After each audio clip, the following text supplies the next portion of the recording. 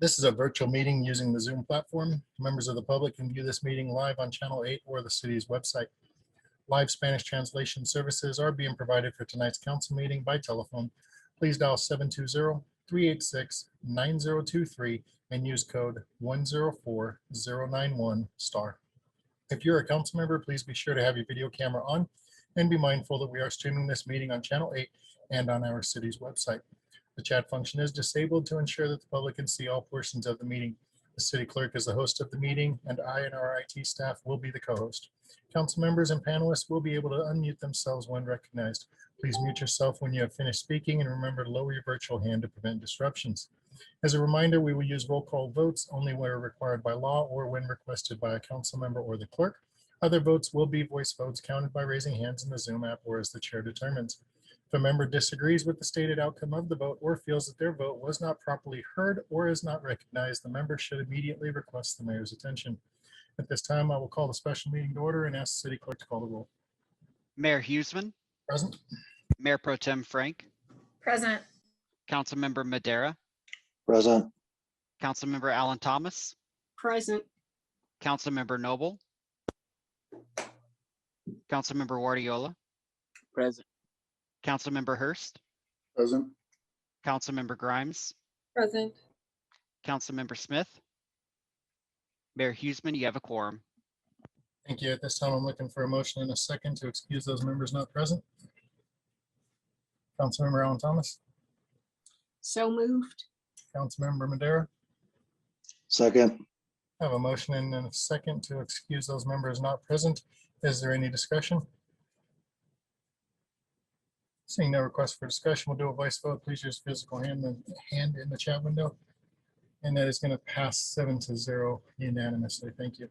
We have two items on our agenda this evening, both under admin business. The first is legal fireworks discussion. 3 years ago, the city council passed an emergency ordinance to prevent the possession, use, sale, or any other purchase of fireworks within the city. The enforcement of that has been met with challenges as we just don't have enough staff in the police department in order to adequately enforce the ordinance, and has resulted in numerous complaints coming in, not from people who are upset that people are lighting off fireworks, but they're upset that nobody is enforcing the thing. We have typically used the rationale that we offer a great fireworks presentation at Dick's Sporting Good Parks in order to prevent people from going and purchasing fireworks on their own and lighting them on their own. Last couple of years, that show has either been canceled, postponed, delayed, or just hasn't measured up to what people expect in that.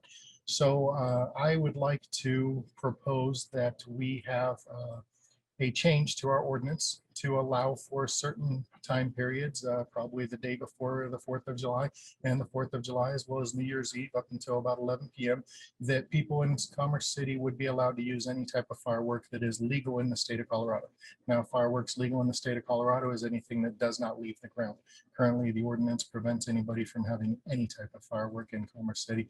And I just think that's a little bit of an overreach. We have a state law that says you can have this amount of fireworks or use this type of fireworks, and we should allow our residents to do so. So I'm making a motion that to direct the city attorney to draft an amendment to our fireworks ordinance that would allow the use of fireworks on July 3rd, July 4th, and December 31st up to 11 p.m. And any such firework must already be legal in the state of Colorado. Councilmember Hurst. I'll second. I have a motion and a second to direct the city attorney to draft that change to the ordinance. Is there any discussion? Mayor, may I offer just some additional information just to tag on to that? Yes, sir. I'll be very brief. The ordinance a couple of years ago, just so you know, was to raise the penalty and set a minimum floor penalty. The fire code is the thing that makes fireworks illegal. There is some permission for smaller stuff, sparklers, that sort of thing. And those are generally the things under state law that would be legal. I think there is an opportunity to clarify what our code permits and that would be year round. So there's a little bit of digging to do. But we would need to clarify before the ordinance is passed as to whether we want to make those fireworks illegal on all other days as well. So there's a little bit of work to do with that, but we can get that done by June 7th as well. Thank you. Councilmember Alan Thomas. I think, oops. Okay, oops, can you hear me, Mayor? I lost Yes, the ma'am. connection. Yeah, my only concern with that, it is currently a problem, and I think if we lift those restrictions, are we gonna have even more problems? You know, that's my concern. And then how are we gonna clarify to the residents what is legal? Because I know so many, just even last year that I am aware of, it seemed like even on my block, I seen fireworks that didn't even appear to be legal. And then my other concern, we don't even have enough staff to respond the way the ordinance is now. So then how will we get the residents back into compliance once we say, you know, now these days you can't, and then certain days you can? So that's my only concern, is fear for the safety and the residents of the, you know, if it gets out of control, because it's like if we give them an inch, then something else may get worse. So that's my only concern. Sure, and I think those are valid concerns. You know, I can remember 2 years ago sitting outside the Civic Center whenever they postponed the fireworks display at Dick's Sporting Goods Park. And I mean, across the street from the Civic Center, it looked like a war zone going off with all the fireworks that were being lit.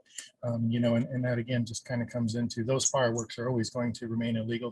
They're illegal under Colorado state law. You're not allowed to have anything, and they would continue to be so, and those could continue to be enforced by our police department for the use of those fireworks. What I'm looking at is just trying to restore some kind of common sense and sanity to the ordinance that we passed 3 years ago, and provide a little bit of freedom for our residents. After all, it is a celebration of our independence, a celebration of America. And I just think that it's a little bit goes there.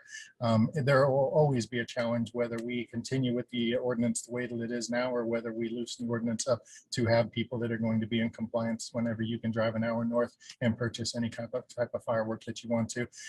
Big ones that go boom, big ones that light up the sky, you know, big ones that make it look like you're calling in, you know, close air support. So we're always going to have that challenge. What I'm trying to do is try to kind of actually diminish that by giving people a little bit of freedom of saying, here, these are the fireworks you're allowed to use. Go use these and enjoy it. I do know that they have purchased about 230-second ads on 9 News coming up for the upcoming season to tell people what is legal and what is not legal in the state of Colorado. And I know that there's a lot of educational outreach that is going on outside the city in order to ensure that people will understand exactly what is allowed and what is not allowed. Councilmember Grimes. Thank you, Mayor. Yeah, I like this this idea. I think that there's some good logic there. You know, give people what's actually legal in the state, and maybe it cuts down on the rest. I'm wondering though if there's a way that we can increase the fine for illegal fireworks if those are still being set off, because I know we all know that's what we see around our neighborhoods, is the ones that are up in the sky and make loud noise. And you know, I don't want to see that increase, but I do want to see us be able to use sparklers or whatever it is that falls under the legal definition. So I would just ask if we could, I don't know, Robert, how would that even work? Is that an amendment to the current motion? Is that something we do separately? Have a discussion separately? On the fine, I think the topic for the meeting is broad enough that another motion could be made on the subject after this one is heard. If you wanted to have a motion to amend it, but I haven't looked at the agenda recently, so I don't know if you ever disagree. And I'm fully in support of increasing the fine for illegal fireworks, especially if that's going to be a bigger persuasion against using them. I do remember shortly after this was passed, and there was one individual who came into council chambers and complained that she had received a $500 fine for it. It ended up being almost $700 by the time court fees and everything else was assessed. And one of her biggest complaints is she purchased fireworks in Commerce City. And actually, she didn't purchase them in Commerce City. She purchased them at 112th Avenue and US 85, which is a little enclave of unincorporated Adams County where they set that up. Again, if we go forward with, you know, changing this and allow people to be educated on what they can purchase and use in Commerce City, I think that's going to help us in the long run. But definitely agree that if we can put some teeth into the ordinance to make sure that people are not using illegal fireworks and terrorizing their neighborhoods, I'm all for that. I don't know, and this is a better question for Mr. Sheasley, as far as what are our limits on what we can do whenever it comes to assessing minimum fines like that. And I do know that Mr. Juarez, Judge Juarez, is against us having minimum fines situated like that, and feels like we take the power of his bench out of the decision-making process whenever we do it through ordinance. So those are things to consider. Mr. Sheasley, if you could tell us where we stand on what we could do to the fines. Sure. So I won't repeat what you said about Judge Juarez, but that would be his position. The state law for misdemeanors would go up to, I don't have the exact number. It's in the $3,000 range. So you do have a lot of flexibility for misdemeanors. I don't think you want to go anywhere near that at this point. Currently, you have $500 for a first offense and $1,000 for each subsequent offense. So if you have a repeat offender that got tagged in the last 2 years and then they get another one this year, it will be $1,000. So you already have that. That is $500 is the same as the state fine, as I understand it. It's a class 3 misdemeanor under state law. And so for things like mortars, firecrackers, et cetera, those sorts of things. Councilmember Grimes, do you have an idea of what you would like to see that penalty go to?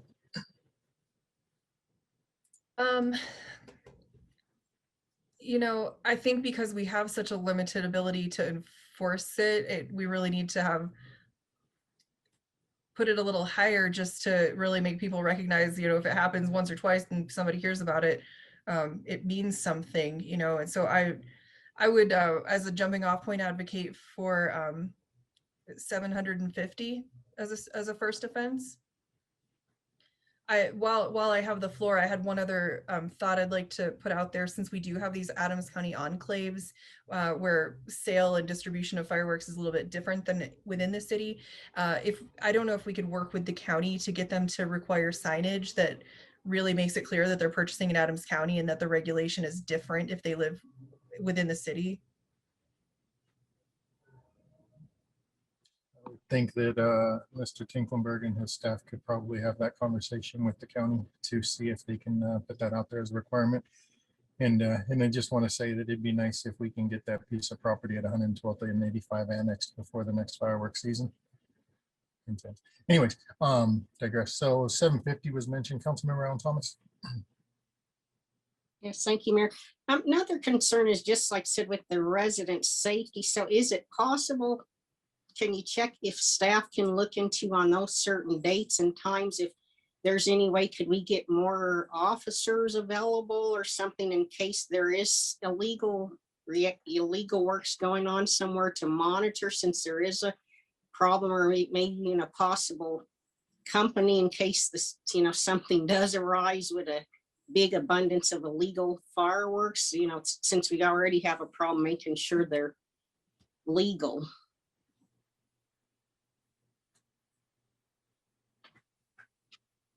Mr. Tinklenberg or Chief Nichols, did you want to respond to that, Chief Nichols? I did. Thank you, sir. I think it's important to note that we increase our staffing levels at least 1 week before New Year's Eve and at least 3 days before New Year's Eve every year. So we do have increased staffing, and actually on July 4th, the evening of, we are at about 100% capacity, with the exception of those folks that have to come to work the next morning. So we do increase our staffing. I will be the first one to tell you it still doesn't deal with the capacity for fireworks related calls, given the time that it takes for us to not only respond, issue a citation, and then we have to impound the fireworks. We can't drive around with them. So you have that increased time lapse. So it's not just about showing up, writing a ticket and going to the next call. There's quite a bit of work that takes place in between calls, but we are staffed at about 100% capacity for those folks that are at least off that are participating. So it's safe to say that on July 4th and New Year's Eve, you don't get a day off unless you're scheduled to work the next day. Okay. Hopefully that answers your question, ma'am. Yes, thank you, Chief. Yes, ma'am. Thank you, and I appreciate that information. And, you know, I think that just brings up a good point about, you know, when we pass this ordinance, the difficulties in enforcing it. And quite honestly, I'd rather that our police department is out doing enforcing things and, you know, cracking down on DUIs and cracking down on things that are, you know, serious risk to innocent victims. Councilmember Hurst.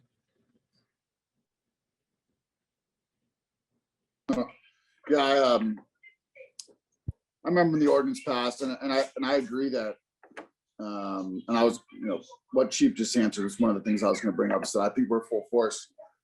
No matter what, it's still almost impossible to enforce the current ordinance. And there's a lot of educational tools, both put out by the state government as well as the industry that, you know, we could support or utilize to help clarify what's legal here.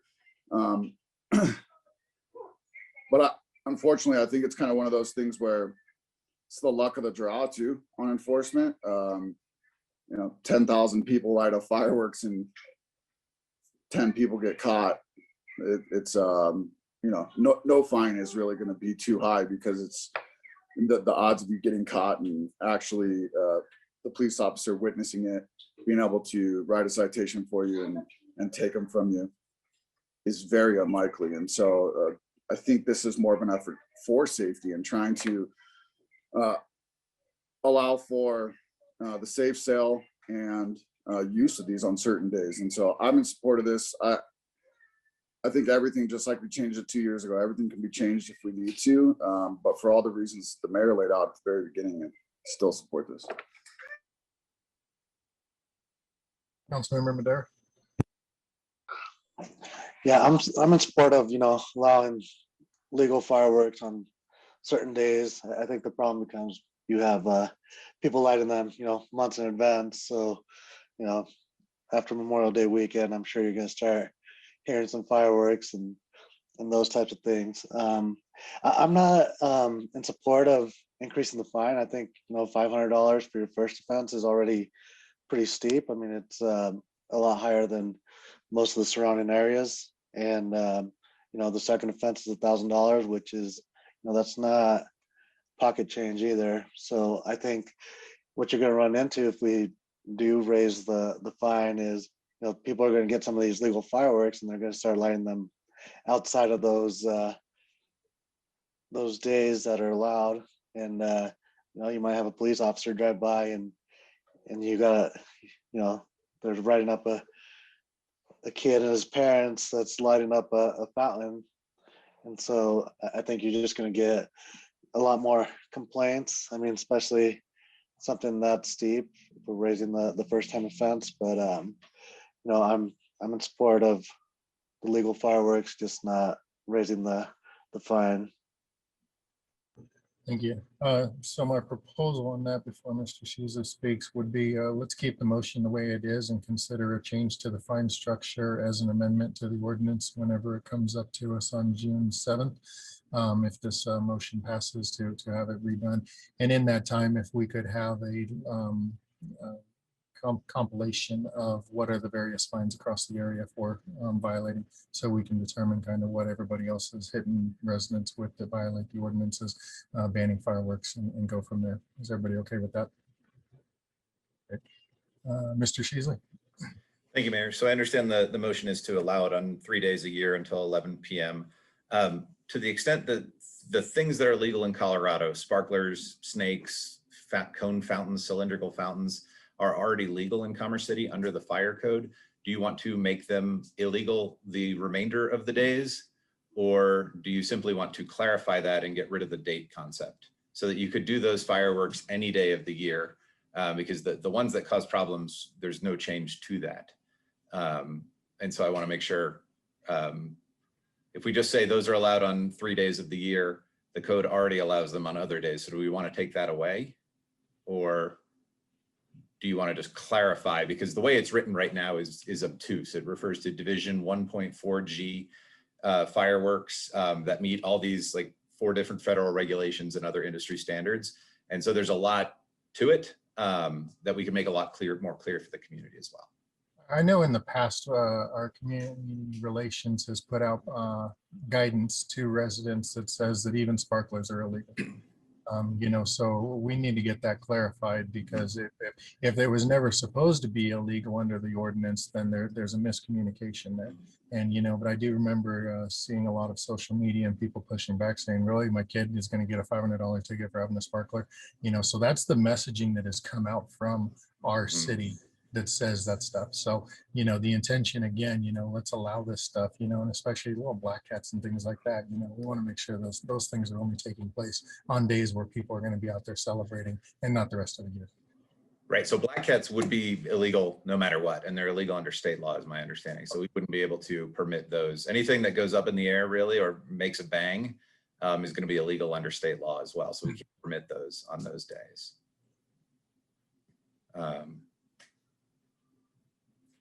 Any other discussion on what you would like to see in this ordinance that is going to be drafted and presented to us on January 7th for first reading and the 21st for second reading? Councilmember Wadiola. Thank you, Mayor. So, so Robert, so they're not illegal then? Sparklers are not illegal in Commerce City? That's what you just said, right? That is the long and short of it. To be legal, though, they have to meet various packaging and other requirements that would be exceptions. And so I don't know the basis, and I understand that where people are cited in connection with those things, there are other things going on. Typically, age may be an issue as well. So they can be legal in Commerce City, is what I'm saying. Okay, then I think I agree with the mayor. We need to have a very clear communication plan of what's legal, what's not legal. And just an educational piece, just kind of what they've done in the past. Because if they were, I mean, we did see those signs that fireworks were illegal in Commerce City. So I think we just need to get a clear and definitely supportive of this. I'm not supportive of the fine also. I just think it's an educational piece. People are going to say, well, I thought they were illegal. And I think there has to be some time that we have to really promote the ones that are legal or make it clear. Thank you. Any other discussion on the motion? Okay, once again, just to clarify, the motion is to direct city attorney to amend the ordinance concerning fireworks to allow them on January 3rd, July 3rd, July 4th, and December 31st up until 11 p.m., clarifying what is legal and what is not legal in the city of Commerce City. Again, if anybody wants to take up changing the minimum fine available, we'll do that through amendment on January 7th, June 7th, whenever that comes up. Seeing no other requests for discussion, we'll do a voice vote. Please use physical hands in the chat window. And that is going to pass unanimously 7-0. Okay, thank you very much for that. Next item up, I received a request from the Executive Director of Kids First Healthcare. They are putting in for a request through Senator Hickenlooper's office for funding through what used to be the old earmark program. That's now the community program that Congress is pushing, the kind of, for lack of better terms, bringing earmarks back to allow them to have a little bit bigger play and impact in their community. Would like to have my signature on that letter so that we can show support from the city of Commerce City for Kids First Healthcare, which does great things in our community, runs a lot of the clinics in our schools in the southern part of the city, and Adams 14 has free clinics for people who are do not have money to go to a normal healthcare facility and everything. And just that's not the proper terminology. I shouldn't say normal. They're a normal healthcare facility, but don't have the money to go to a for-profit. That's a better way of saying that. I apologize. For-profit healthcare facility. So would like to support them in that endeavor and have my signature on that. Mayor Pro Tem. So if I'll make a motion or second your motion, I'm not sure if you made an actual motion. So I didn't have to make a motion. So you can make a motion. I'll make a motion to have your signature affixed to that. Thank you. I have a motion to affix my signature to the draft letter as included in the packet. Councilmember Madera. Second. I have a motion and a second to affix my signature to the draft letter included in the packet. Is there any discussion? Councilmember Hurst.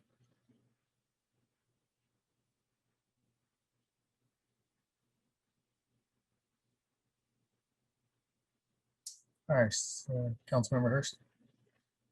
I think you're having technical difficulties. I'm going to move on unless you need me not to.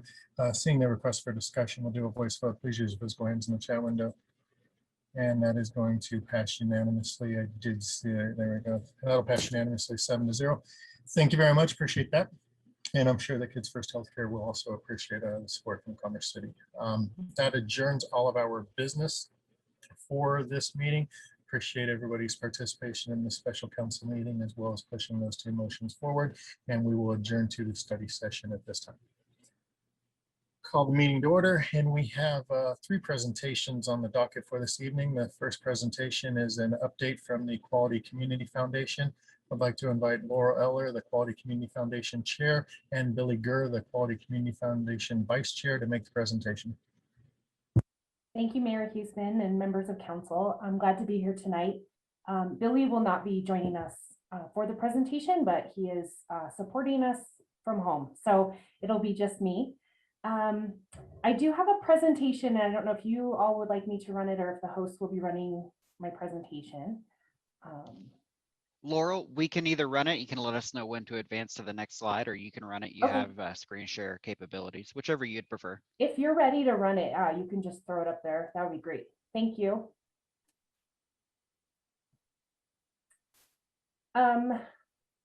You can go to the next slide. Thank you.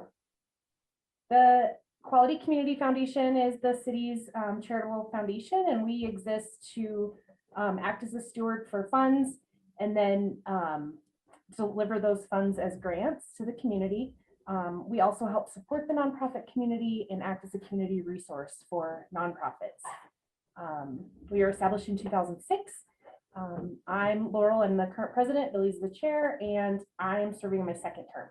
So next slide, thank you. So we run 3 big programs, and this is where our funding goes to. We award post-secondary education scholarships to Commerce City students, no matter what district. And then we provide funding for the recreation scholarship program through the Parks and Rec district. We're not the sole funder, but we do contribute to that program. And they give grants to families that are income qualified so they can participate in recreational programming at the city's rec centers. And then we also are stewards of grant funding allocated to us by the city through the city budget. And we award those grants every year to local nonprofits that provide services to Commerce City residents. So that's the 3 main programs that we run right now. Next slide, thank you.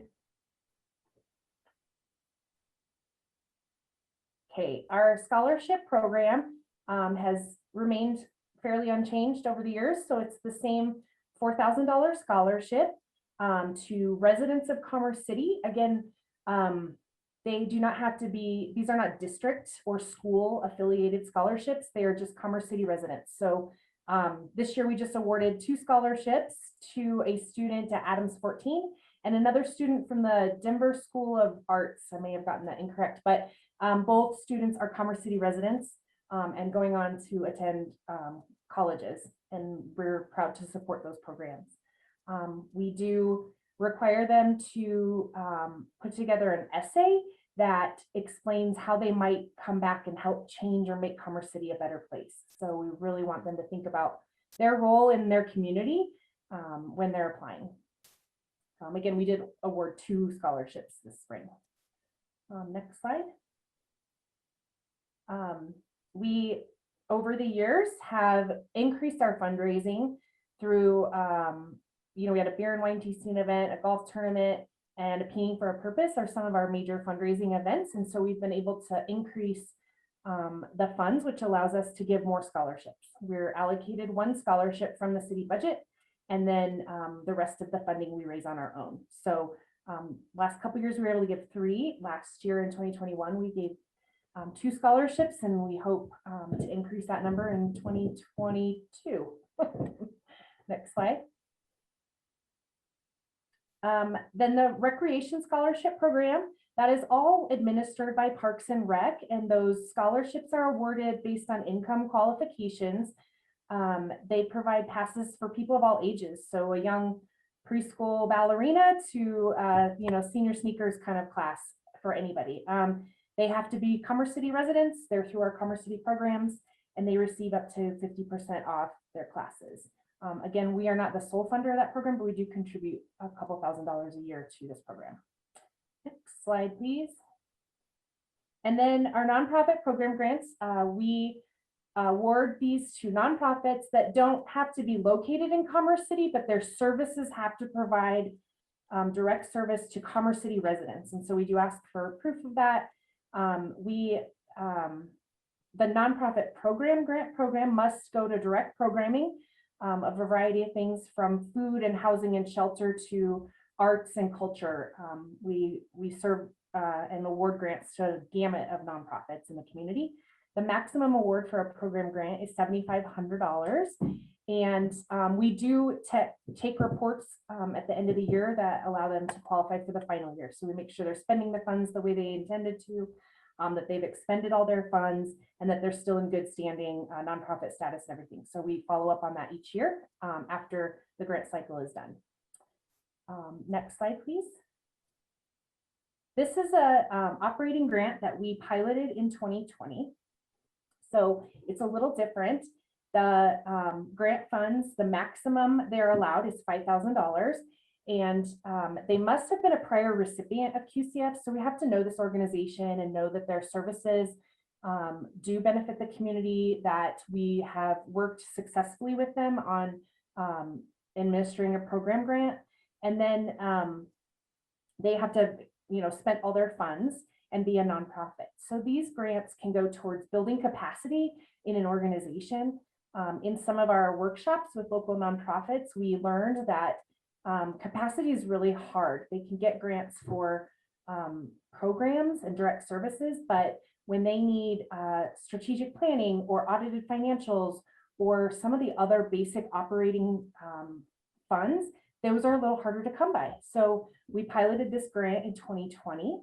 We read the reports, successful program. I have a really awesome success story to share with you, and we awarded these grants again in 2021 to local organizations. So we'll be having a long conversation about this program and the permanence of it moving forward in 2022 when we evaluate these 2021 grants. Next slide, please. So these are our 2020 grant recipients. We were not able to present to you last year, so here's an overview of nonprofits in Commerce City that received funds in 2020.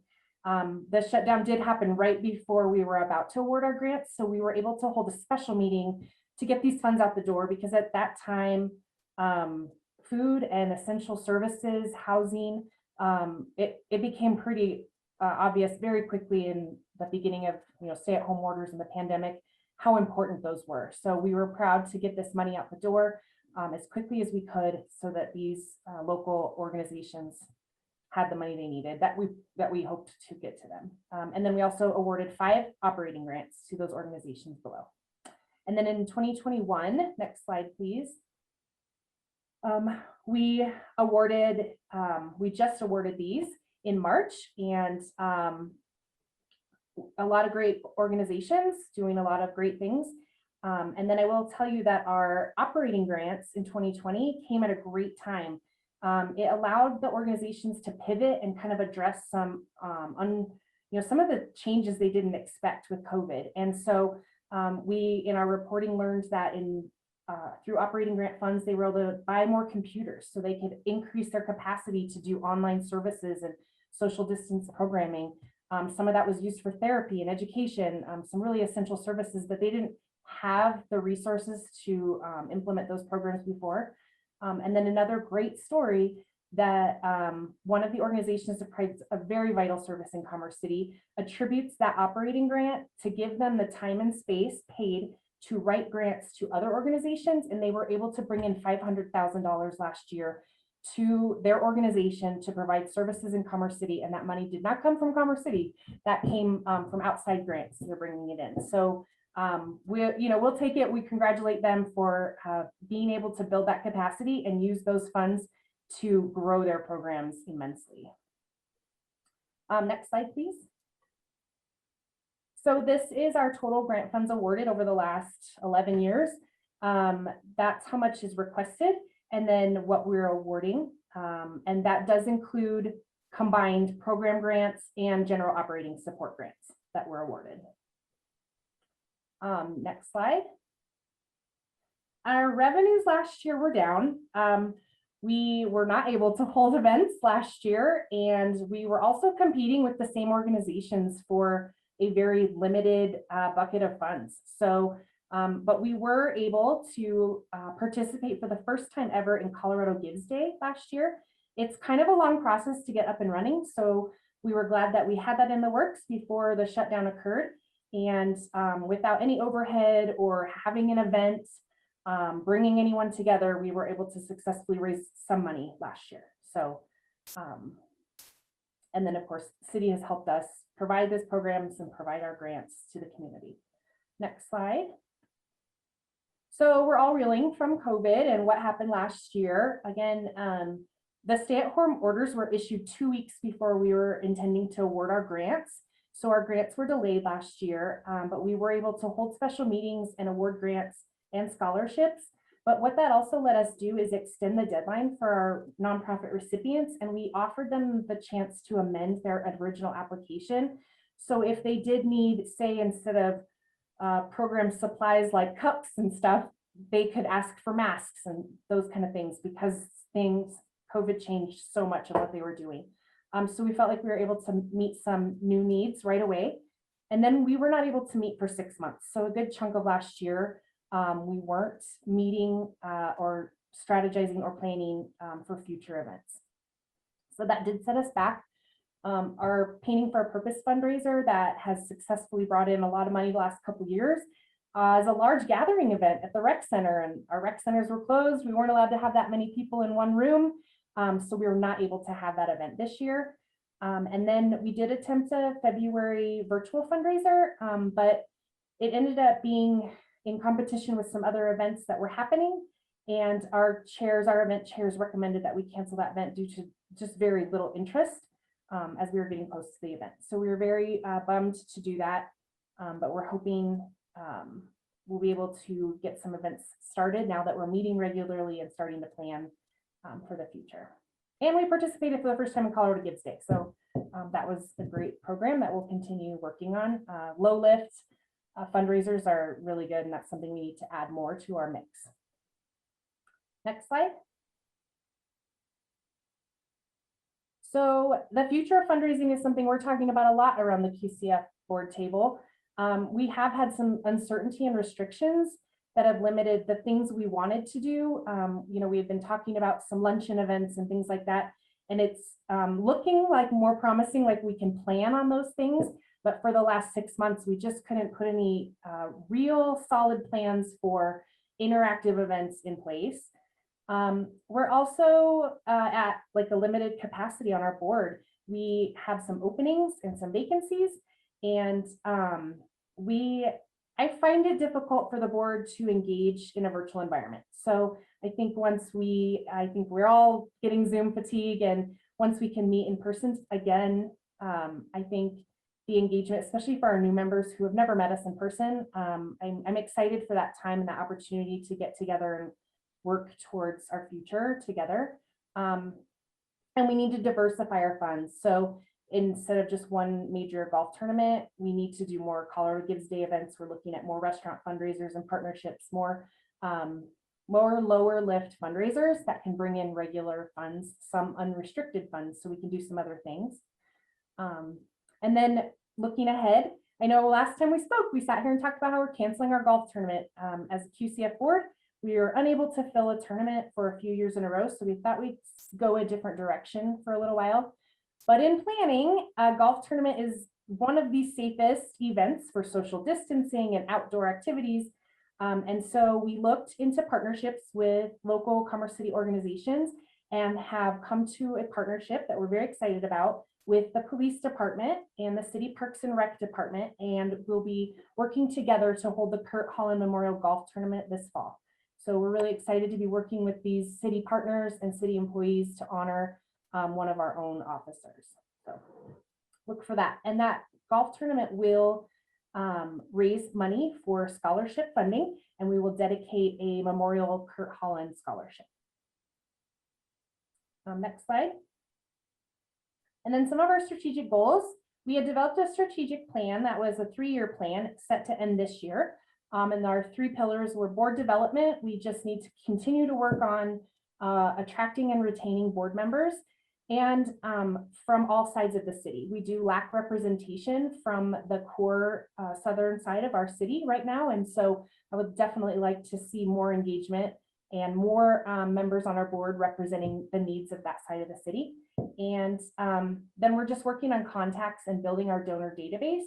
And again, fund development and diversification has always been on our list. So this year we're looking to reevaluate and rebuild that plan, looking forward 3 more years after COVID. And some of the things I anticipate we'll talk about is capacity on the board.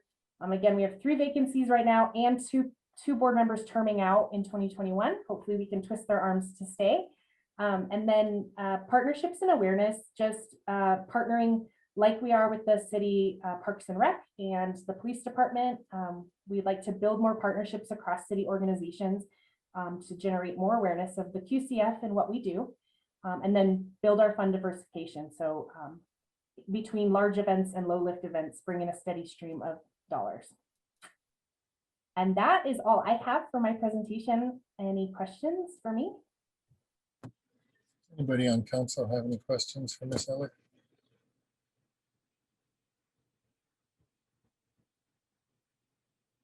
Seeing none, would like to thank you for your time this evening for the presentation. Great update and continued good work. We appreciate everything that you do.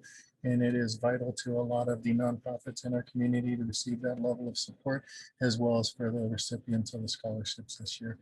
Look forward to great things, and most importantly, look forward to golfing in the golf tournament, especially for what a great cause that you have joined up to do that. So look forward to being there on that day. Thank you, Mayor Huesman. Thank you, everyone. Yes, we hope to see you all out on the course in the fall tournament. Thank you. Have a great day. Have a great night. Okay, our next presentation is on expedited priority case review policy discussion. Would like to invite Jenna Lowry, management analyst, to make the presentation. Thank you very much, Mayor.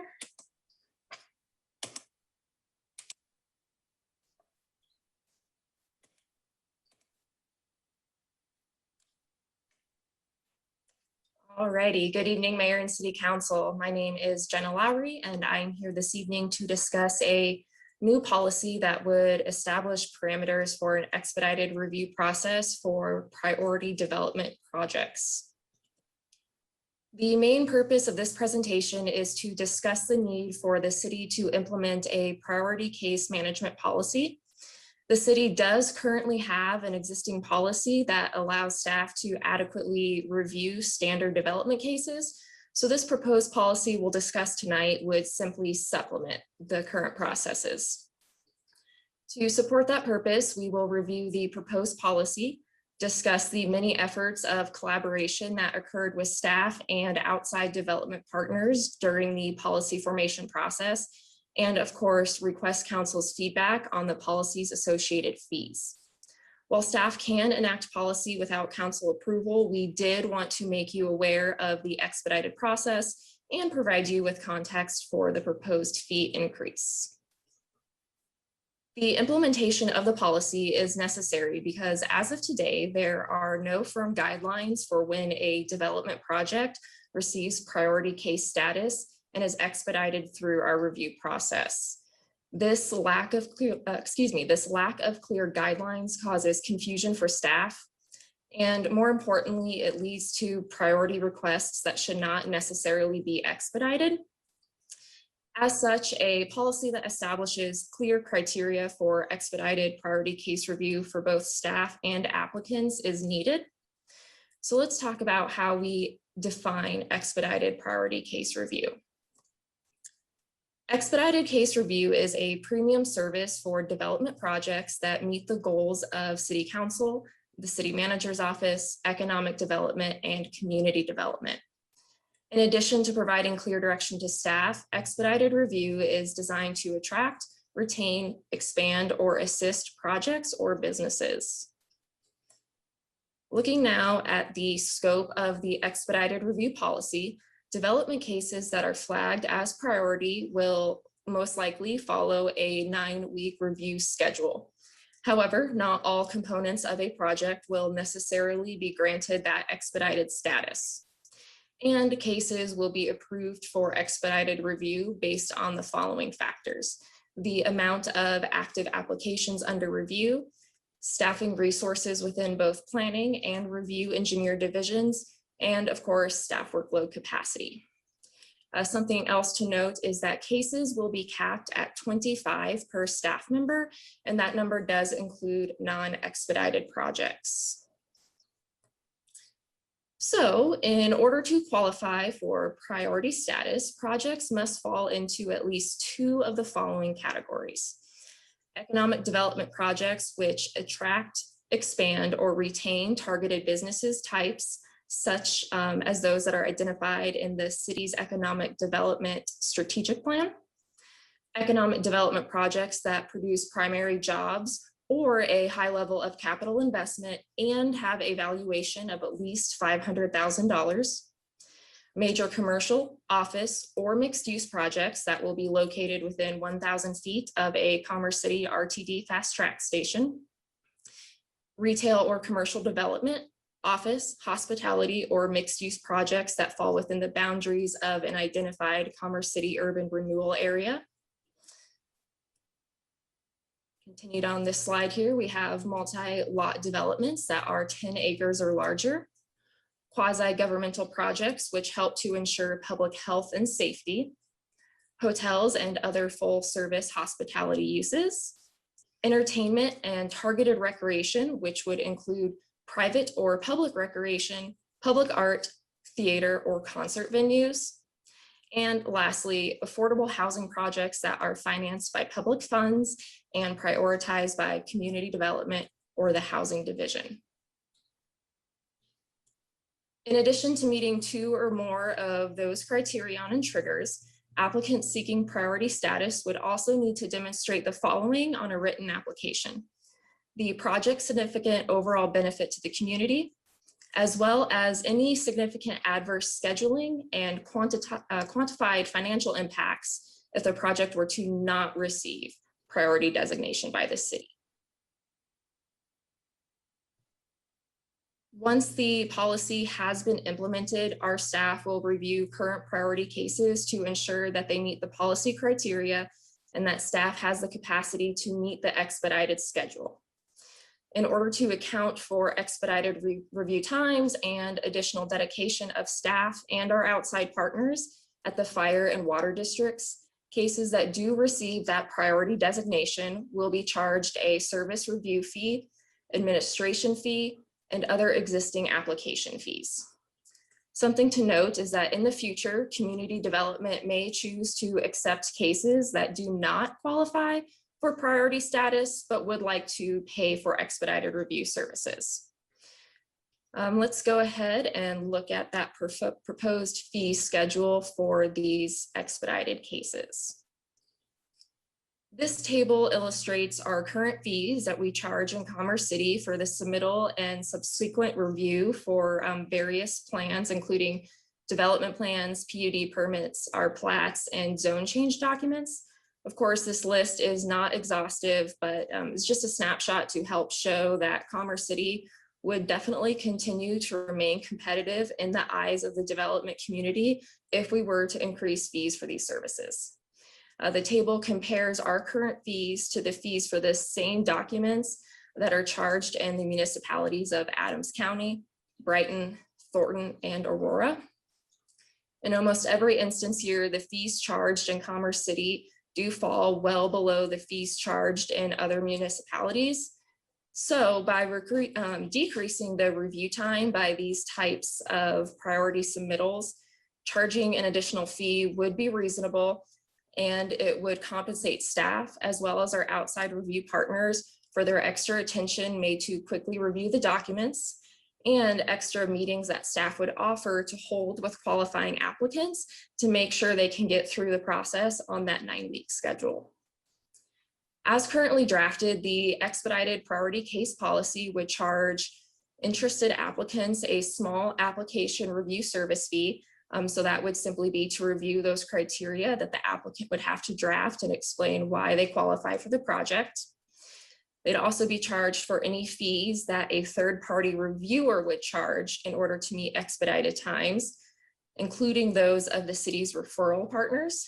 So we would work with the water district, for example, in this area. And lastly, we would charge an additional service fee of 1.5% for all of the numbers listed on this table. So that is a very nominal amount and would not increase very much. I would now like to discuss the various stakeholder collaboration efforts that staff members have engaged in over the past year. Because this policy would certainly create procedural and financial change to the current development review process, Ensuring buy-in and cooperation were two very critical components to success during our policy formation process. Since early 2020, staff in the City Manager's Office and Community Development Division have worked with relevant department heads, managers, and development review staff to review and define the new policy. In addition, we have held meetings with our partners at South Adams and Brighton Fire Districts, as well as the South Adams Water District. We have also presented this policy to the development review team twice. And finally, we presented the policy and proposed fee structure to a group of approximately 75 developers earlier this year. I am pretty pleased to report that the development community offered overwhelming support for the services offered in this policy, and they did not express any concern with paying increased fees or the additional application fee to receive these services. With all of that in mind, staff is seeking support from City Council to implement this policy. We would like to check and see if Council has questions, concerns, or other suggestions for us to improve this policy. If you do like the policy and fees as presented, we would go ahead and create a timeline to update our fee schedule that will reflect the policy as presented tonight. Then staff will bring a finalized policy and fee schedule back to Council during a regular session. So thank you very much for your time. Both Deputy City Manager Rogers and I are available to answer your questions this evening. Thank you for that presentation. Good explanation of what is proposed. Does anybody on council have any questions for either Ms. Lowry or Mr. Rogers concerning this proposed fee structure and process? Mayor Pro Tem? I think this is a great plan, and I think it goes along with something that we had talked about a long time ago, trying to streamline this process. I just want to make sure that we do have enough staff. If we say that we're going to streamline this and make this move faster, can that happen? Are we adequately staffed to do that? That is an excellent question, Mayor Pro Tem, and is something that we as the policy drafters were very conscientious of. We visited with community development, public works, and all of their review staff in early 2020, and we actually visited with them again quite recently to make sure that due to COVID restraints and other backlog, they could meet these times. We also double checked with our outside review partners, and everyone said yes, there were not any concerns. So we would be able to meet this timeline, assuming the quality of submittals that staff received were good and address the comments that our reviewers made. Okay, thank you very much. Absolutely. Any other questions or comments for staff? Is there anybody on council that objects to this policy? Seeing no objections, thank you very much for a request for comments. Thank you very much for your presentation. And we will move on to our third and final presentation this evening, which is potential redevelopment of the capped landfill. And Ms. Lowry, once again, the presentation is for you. Yes, sir. Thank you. And thank you, Council, for your support on that policy.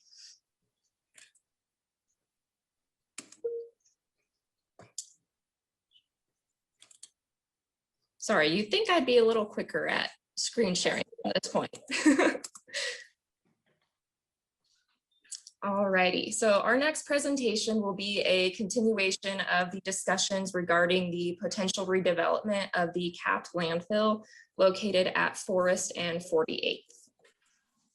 This presentation will include an overview of the landfill property, which, as you all know, is a potential urban renewal area. We will also review the need to conduct a blight study for the area, discuss the benefits of the potential redevelopment project, and request for council's feedback and direction. So to recap from March, the Forest and 48th property is part of the larger approximate 300-acre Sand Creek Industrial Superfund site. The site was identified as a Superfund site because former waste management practices, spills, and explosions did contaminate the soil, air, groundwater, and surface water with hazardous chemicals. However, since the area was identified as a Superfund, the EPA has conducted several 5-year reviews of the site. And the most recent EPA review did conclude that site remedy efforts continue to be protective of human health and the environment. Of the 300-acre site, the area for potential redevelopment is approximately 65 acres. The original polluters of the site will help with some of the cleanup required for redevelopment, but extensive environmental cleanup and ongoing maintenance operations will be necessary once CA Ventures officially purchases the property. During the presentation that CA Ventures team will provide to you, you will hear more details about the conditions of the current site, as well as what cleanup efforts will look like and how they intend to work with the city, CDPHE, and EPA to safely redevelop the property. This slide shows the area for redevelopment and also includes photos of the current site conditions. As illustrated by the images, the site is absolutely in need of cleanup.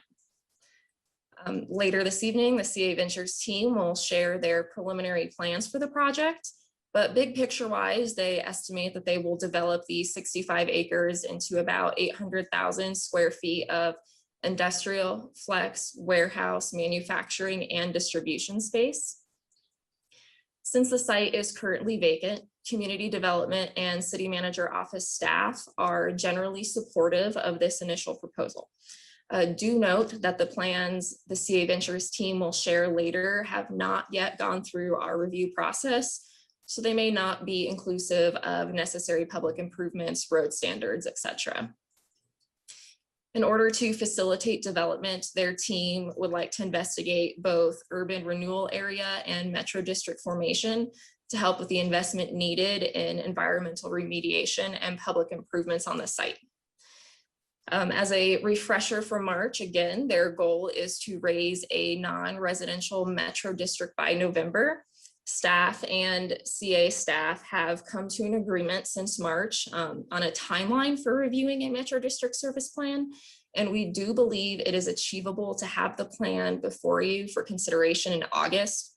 Of course, if that timeline changes, we will certainly keep you apprised. Separately, the possibility of forming an urban renewal area will be addressed on the next few slides. As you may recall, the first step in the URA formation process is to determine whether an area is blighted. So under current Colorado urban renewal law, blight is an area that substantially impairs or arrests the sound growth of the municipality, inhibits the provision of housing accommodations, or constitutes an economic or social liability, and is a menace to public health, safety, morals, or welfare. In order for an area to be labeled as blighted, a property must meet at least 4 conditions of blight, which are summarized on the next slide.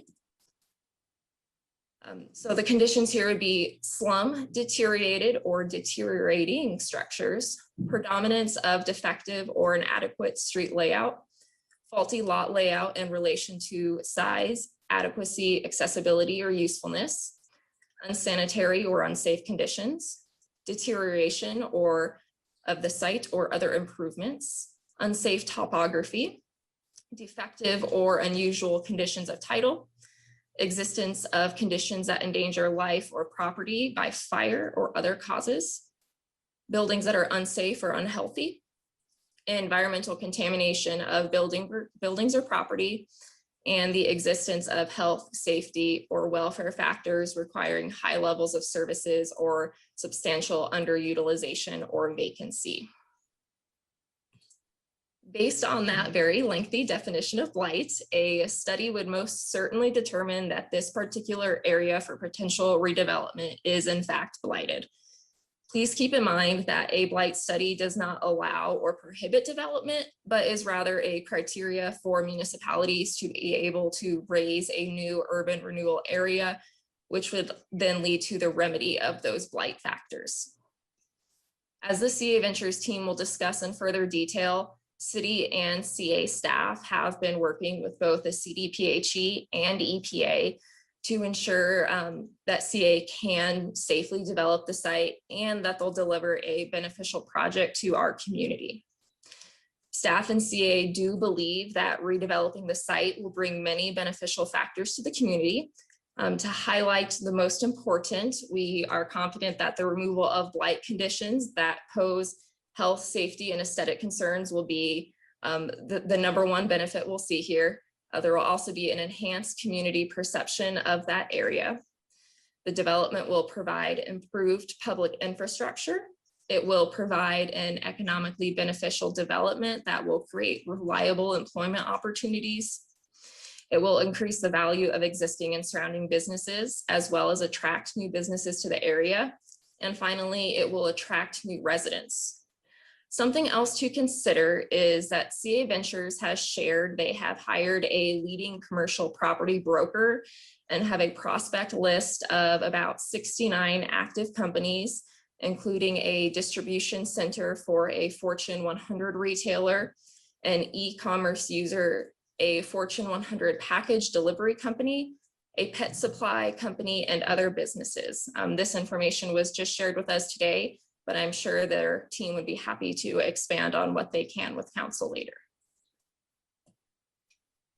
In addition to the benefits on the last slide, establishing this site as a Commerce City urban renewal area will achieve the CCURA's goal of removing blight.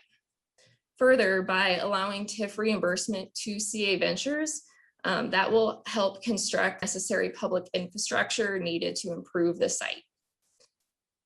As discussions with the CA Ventures team currently stand, the reimbursement of TIF would be dependent on their ability to deliver a high quality development. So what that means is TIF reimbursement to the developer would occur only after incremental assessed value of vertical development occurred.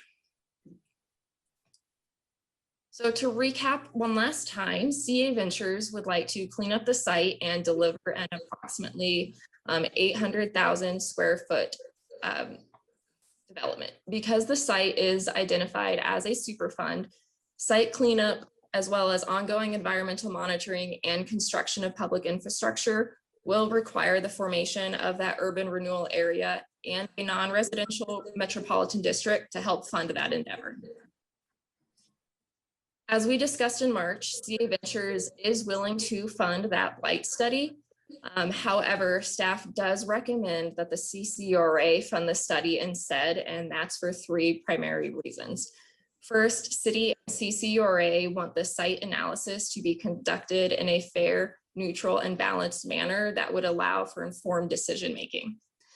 Second, the current environmental conditions of the site also impact the area surrounding the capped landfill, so we would likely want to expand the boundaries of the blight study. And thirdly, the CCURA does have the funds available to conduct the study. And as a quick reminder, staff estimates that in a worst case scenario, the blight study as well as the URA formation process would cost about $50,000 to $75,000. So that concludes my presentation and staff's portion of tonight's discussion. And after all of your questions, comments, and concerns for staff have been addressed, I'll go ahead and turn the presentation over to CA Ventures. Their team will discuss site cleanup, required mitigation in more detail, and will provide an overview of their development proposal, including current market activity that they've seen. So thank you very much for your time. And again, Deputy City Manager Rogers and I are available to address any staff questions. Thank you again, Ms. Lowry. Before we go to the applicant presentation, does anyone on council have any questions for Ms. Lowry or Mr. Rogers? Councilmember Alan Thomas. Yes, thank you, Mayor, and thank you, Jennifer, for tonight's presentation. Going back to that map that she showed, I'm just confused as a whole. Is site 1 and site 2 in Commerce City, or which areas actually of this property are in Commerce City? Excellent question. So the sites for redevelopment by CA Ventures do fall solely within Commerce City. It's only boundaries of the site that start to push into Denver. So when you show 48th and Forest, isn't that Denver area? Because doesn't the property actually for Commerce City start at 48th and Ivy? Because I went there several times and looked at the property. So when you guys identify it as 48th and Forest, isn't that Denver property? Let me go ahead and pull the map back up because that's certainly a good question. So 1 minute, please, ma'am. Okay, thank you.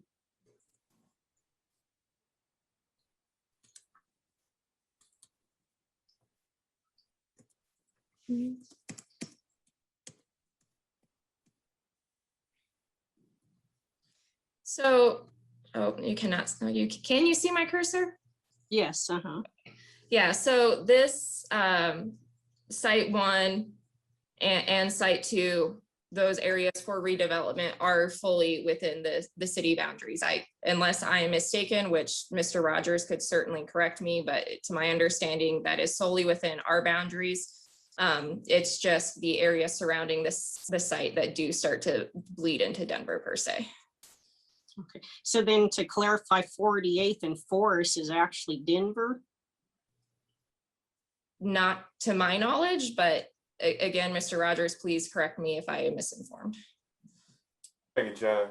Good evening, council. No, ma'am.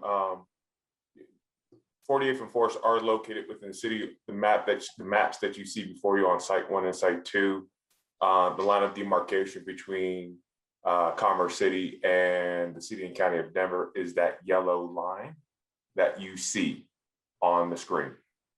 So anything outside of that yellow line is outside of the incorporated boundaries of the city. Once again, falling within the city and county of Denver. Okay, and what about 50th and Forest? So good question. 50th and Forest is actually located within the city and county of Denver.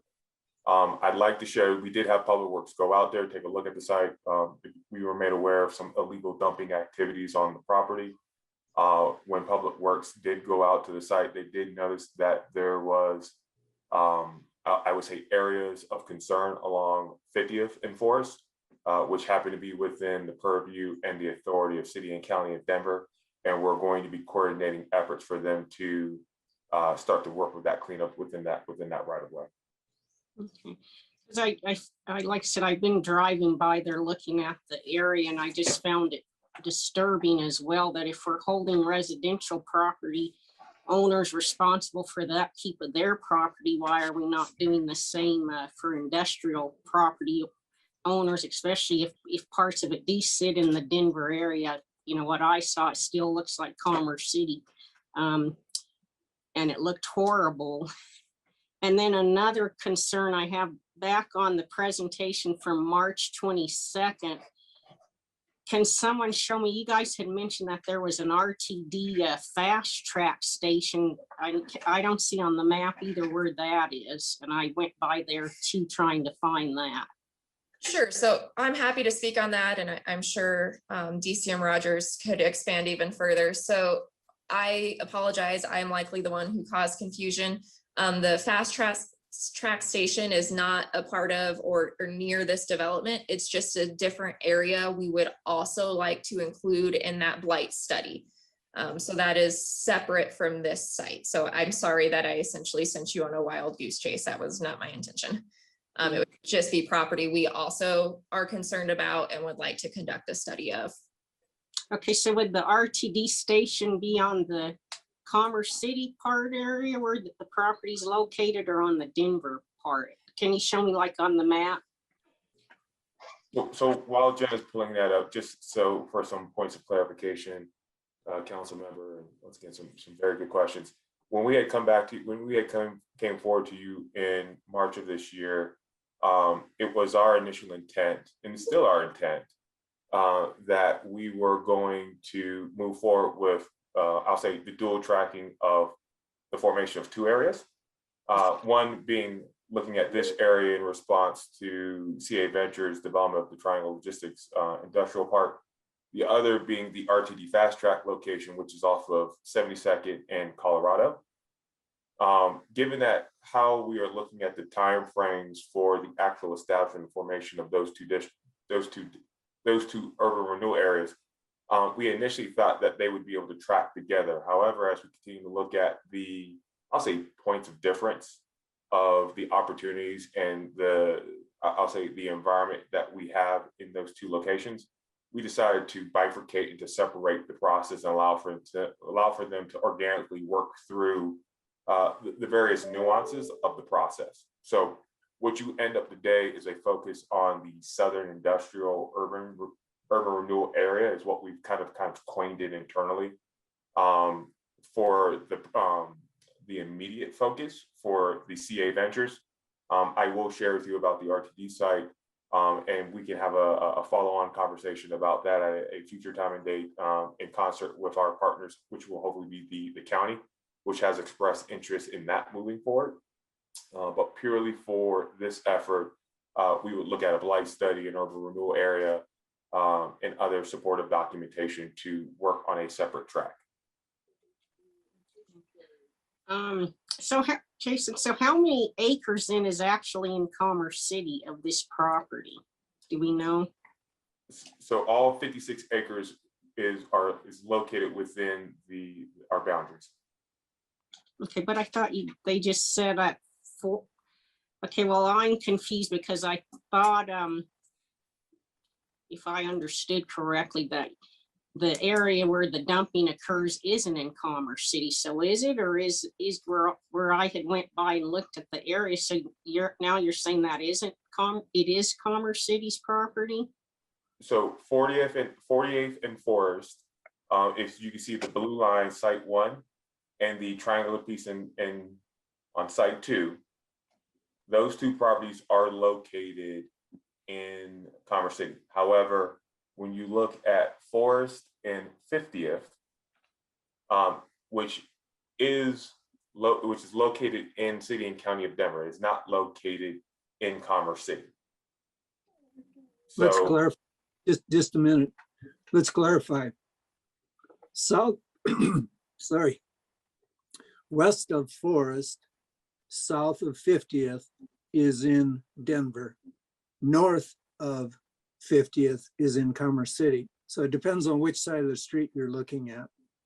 And So same thing with Forest. The east side of Forest is in Commerce City. The west side is in Denver. yeah, so everything on this, the top left photo, ma'am, everything to the right and on top of the yellow line is within Commerce City boundaries. So it's only this L-shaped land that then goes within the City and County of Denver. Okay, so no one knows exactly then how many acres is in Denver and how many acres belongs to Commerce City or sits in Commerce City. if I may ask, are you talking about the particular site in of itself, or just land adjacent to that right of way that's within Commerce City boundaries in the land that is not? Well, I'm just curious in itself, and then if at one point it was mentioned back on the March 22nd presentation that the blight study part of it would be at the expense of Commerce City. So I'm wondering how many acres compared to Denver does that lot actually sits in Denver? Because are they helping with the blight study too then, since some of it sits in Denver? So, ma'am, I would say all 56 acres that they are seeking to develop for their project is located within the incorporated boundaries of our city. There is no land in which they want to develop or that they would want to establish an urban renewal authority or a metro district on that would fall outside of our municipal bounds. So I think in question when we're talking about what falls within the city of Commerce City or the City and County of Denver along the right of way to both Jenna and to Roger's explanation, we're simply looking at the illegal dumping that may have occurred along those right of ways and whose responsibility as a municipality it is for cleanup. All right. Well, like I said, it was disturbing to see, like I said, driving by there, even if that does sit on Denver, why did, if we're, like I said, if we're holding residential property owners, I think industrial owners should, be held accountable too, because that's still part of an area, that's a concern. And then another question is, has city staff reached out to those businesses right there on 48th and Forest, and will they be infected in any way, health-wise, environmental-wise, as far as the blight studies when they occur? Has anyone reached out to them and let them know what's going on as well to make sure they don't have any concerns? So if I may, ma'am, with the blight study, and just want to make sure that, one, let me answer your question first. No, staff has not spoken with adjacent property owners with respect to the blight study. I would say to that, when a blight study is conducted by a municipality, and for those properties that are going to be located within an urban renewal area, there is a required notification and a period of discussion and engagement with all said property owners to make them aware of what analysis and survey is being done to determine if their property qualifies for meeting the blight criteria factors under state law.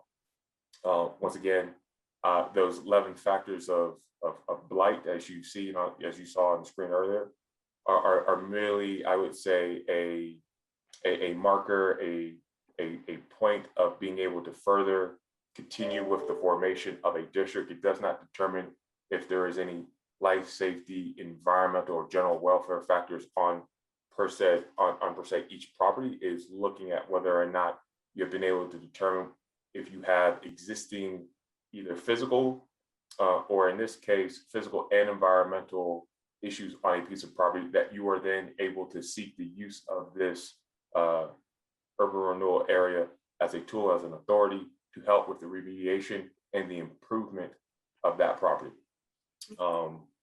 I would go on further to say that when you think about, once again, blight could be the removal of deteriorating structures and have contributing assets to be relocated or to be rebuilt on said property, which would then, I would say, increase the assessed value, which then increases the perception and the character of that area and the aesthetics and the improvements to support the broader area.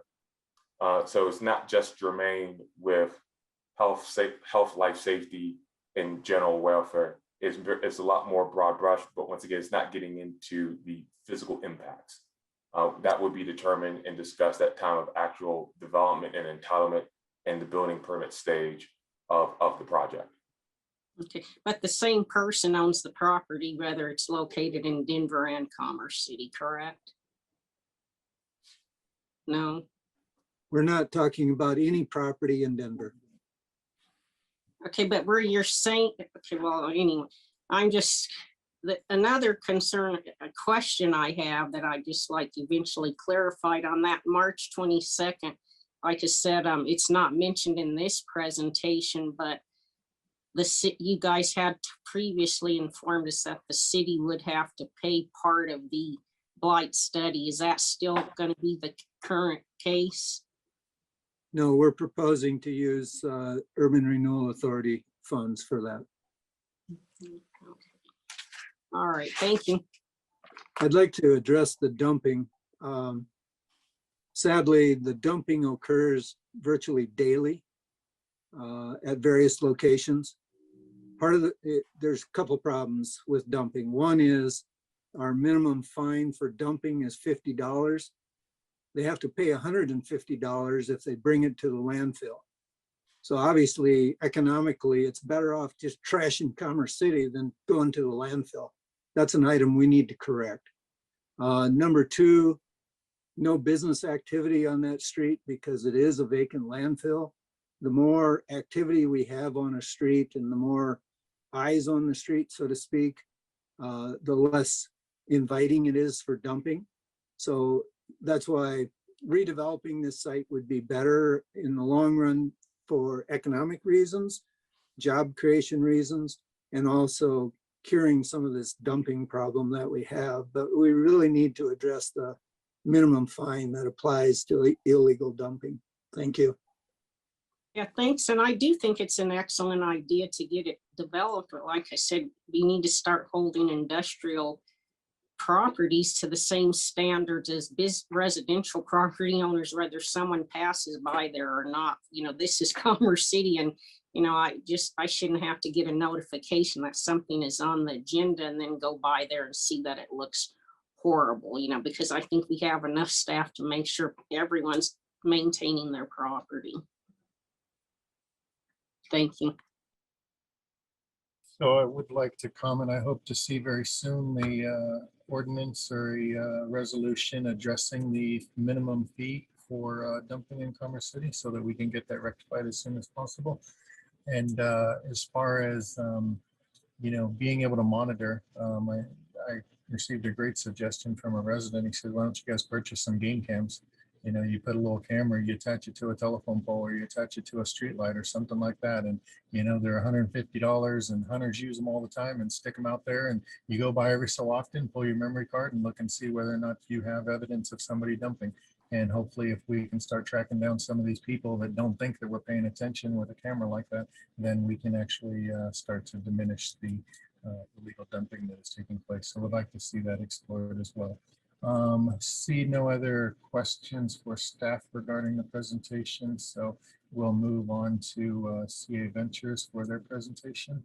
Are you introducing this, Ms. Lowry, or are they just going to start on their own? So their team is all present and moved over as presenters, Mr. Mayor. So they're just going to essentially pick up where I left off and address a lot of the concerns that council raised back in March. So I'll go ahead and turn it over to Mr. Joe Trinkle, who represents CA Ventures. Terrific. Thank you, Jenna. And good evening, Mayor and City Council. I appreciate your time again, sitting with us to talk about our proposed project. And I'd like to thank the city staff for their diligent work in helping us review our thought process, our timelines, our, managing our expectations and keeping us grounded in reality. So that's been very helpful. Thank you, everybody. Again, my name is Joe Trinkle. I am with CA Ventures. In Denver is one of the markets that I cover.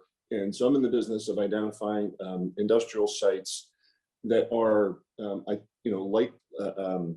good candidates for last mile logistics, e-commerce type users. It's a very rapidly growing industry. I think we all understand. And businesses that are there to support the, in the urban infill locations, support the business concentration in the growing and densifying urban population in Commerce City, as well as the surrounding areas.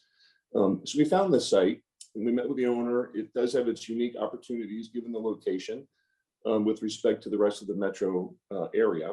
But it has its set of unique challenges as well, which is why it's not yet developed. And so what we do is we pull together experts that can help us turn that around and take advantage of that opportunity. So with me, I do have Links Chan, who is my right arm and development consultant, who has done this kind of work all over, and Bruce O'Donnell with Starboard Realty, who was local there helping us navigate this process.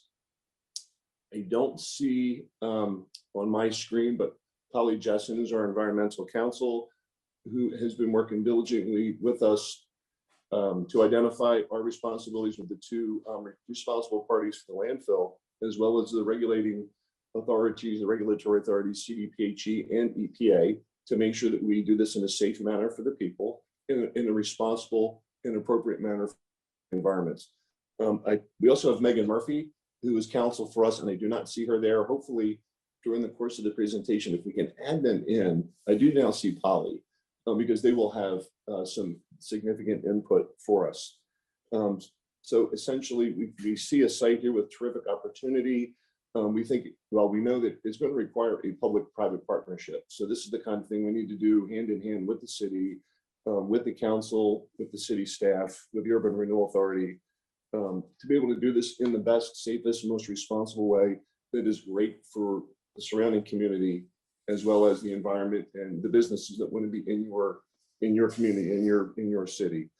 So with that, we do have a revised presentation since last work session, based on the feedback and the questions and some of the concerns that we heard, even on the one-on-one meetings that you all, some of you were able to provide for us. So with that, I'm going to ask Bruce to first introduce himself, his firm name, and his role, and to take over and conduct us through our slide deck, if you could, please. Thank you, Joe, and good evening, Mayor and members of council. And I'm Bruce O'Donnell with Starboard Realty here in town. And I want to echo Joe's acknowledgement of staff's diligence and focus on helping us since our March 22nd introduction of this project to you all. And we have a lot more detail and specifics to share with you this evening. And we're ready to dive into the presentation. Jenna, I have it up on my screen. Should I run it, or are you going to do it from your computer?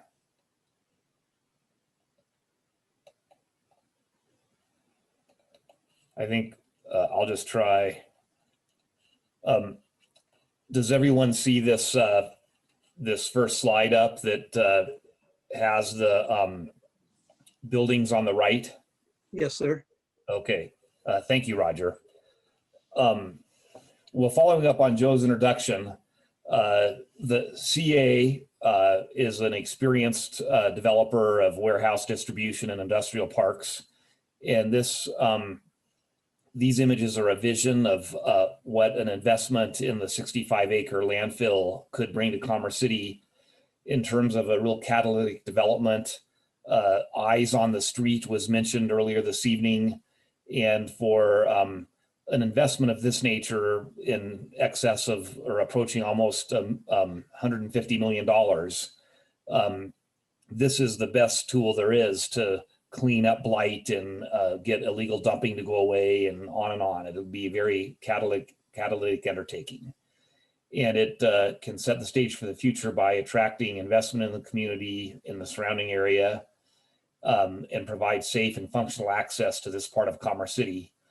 And then importantly, this proposal implements a number of goals and objectives of the City of Commerce City's comprehensive master plan.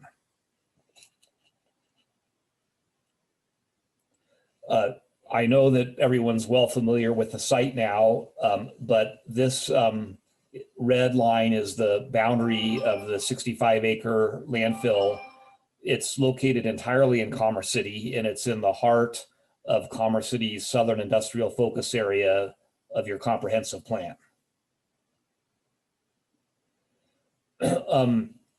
There's a lot of public and private interests that can align through the redevelopment of this site. As I mentioned, this is all from your comp plan.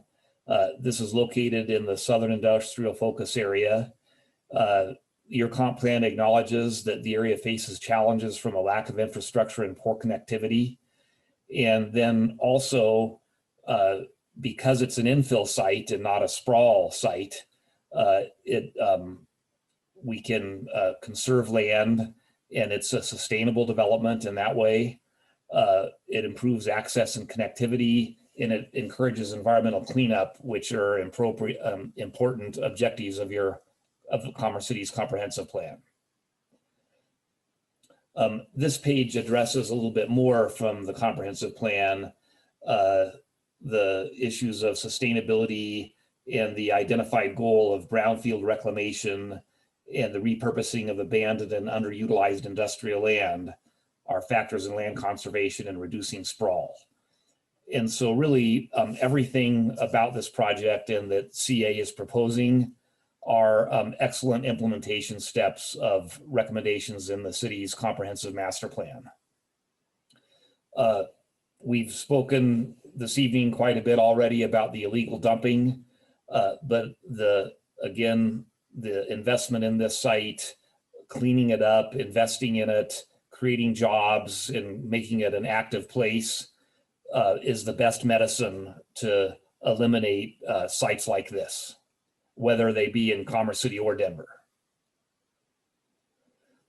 So this brings us to why does a site like this need urban renewal and TIF in a metro district?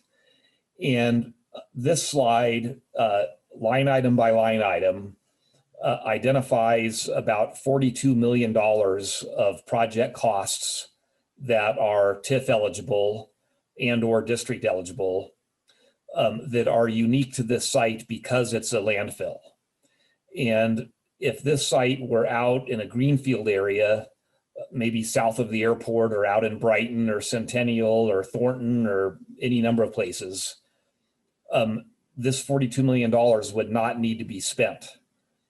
But because it's a landfill and it has all the complications of repurposing the landfill and putting it to productive use, this $42 million needs to be invested in the property in order for buildings to be built and jobs to be created.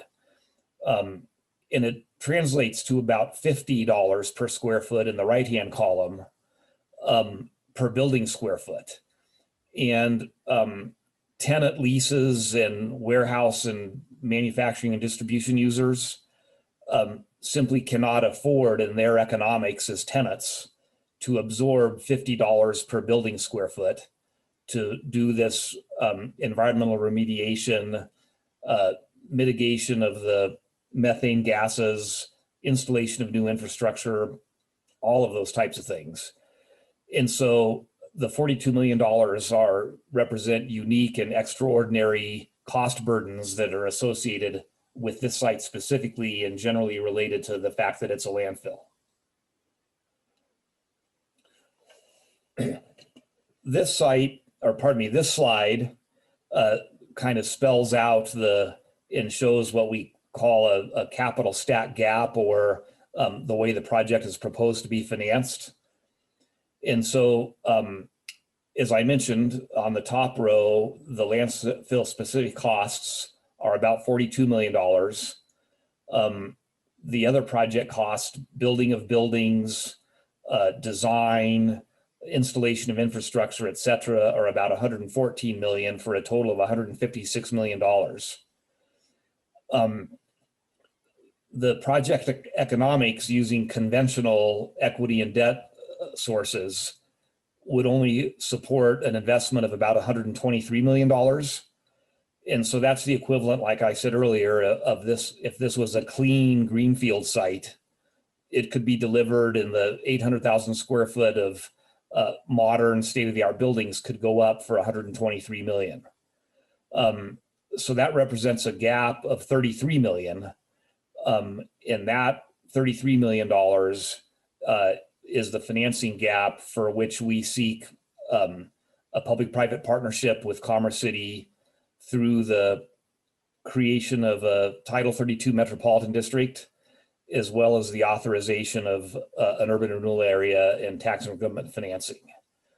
At the top of this slide, you can see our projections that the combined proceeds of TIF that would come in over 25 years and only after buildings are built of about $18 million, plus projected Metro District proceeds of about $12 million, adds up to roughly $33 million. And that's how we propose to work with Commerce City to clean the site up, remediate blight, create jobs, and invest in your community.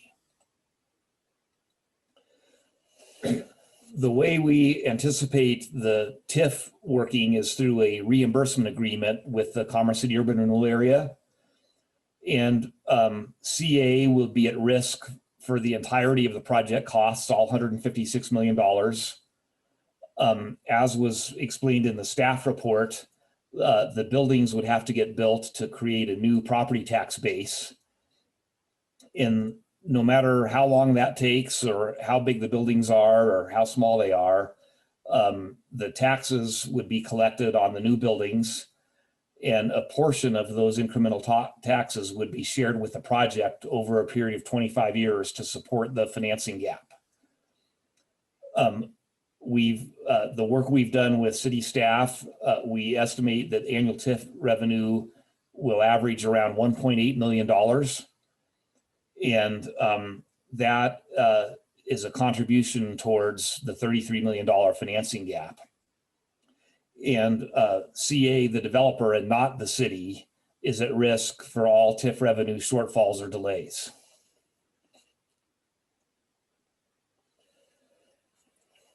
There are a number of benefits to Commerce City of this structure. In the Southern Industrial Focus Area, there's a lot of comprehensive plan goals that are implemented. There's investment in infrastructure and connectivity, environmental cleanup, adaptive reuse of an abandoned and underutilized land, which is land conservation and sprawl reduction and sustainability. And there's long-term economic growth and job creation. On the economic development side, I mentioned job creation, but the public-private partnership also attracts private investment in the community, an expanded tax base, increased tax collections, and remediation of blight, as well as the much needed eyes on the street that will mitigate dumping and trespassing and health risks associated with that activity. Again, on the right-hand column of this slide are images of similar buildings that we envision coming to Triangle Logistics Center. And there are benefits here of this revitalized neighborhood. Tax revenue to local governments is projected to have a net present value of about $9.5 million. During the next 3 years, under design and construction, there'd be about 2,600 temporary jobs completed. But once the project is up and it's an employment center, we estimate about 840 long-term direct jobs and 2,300 indirect jobs. The redevelopment of the site provides public safety through the mitigation and elimination of the methane gas problem. And it's a sustainable project due to land conservation and the reduction of greenhouse gases.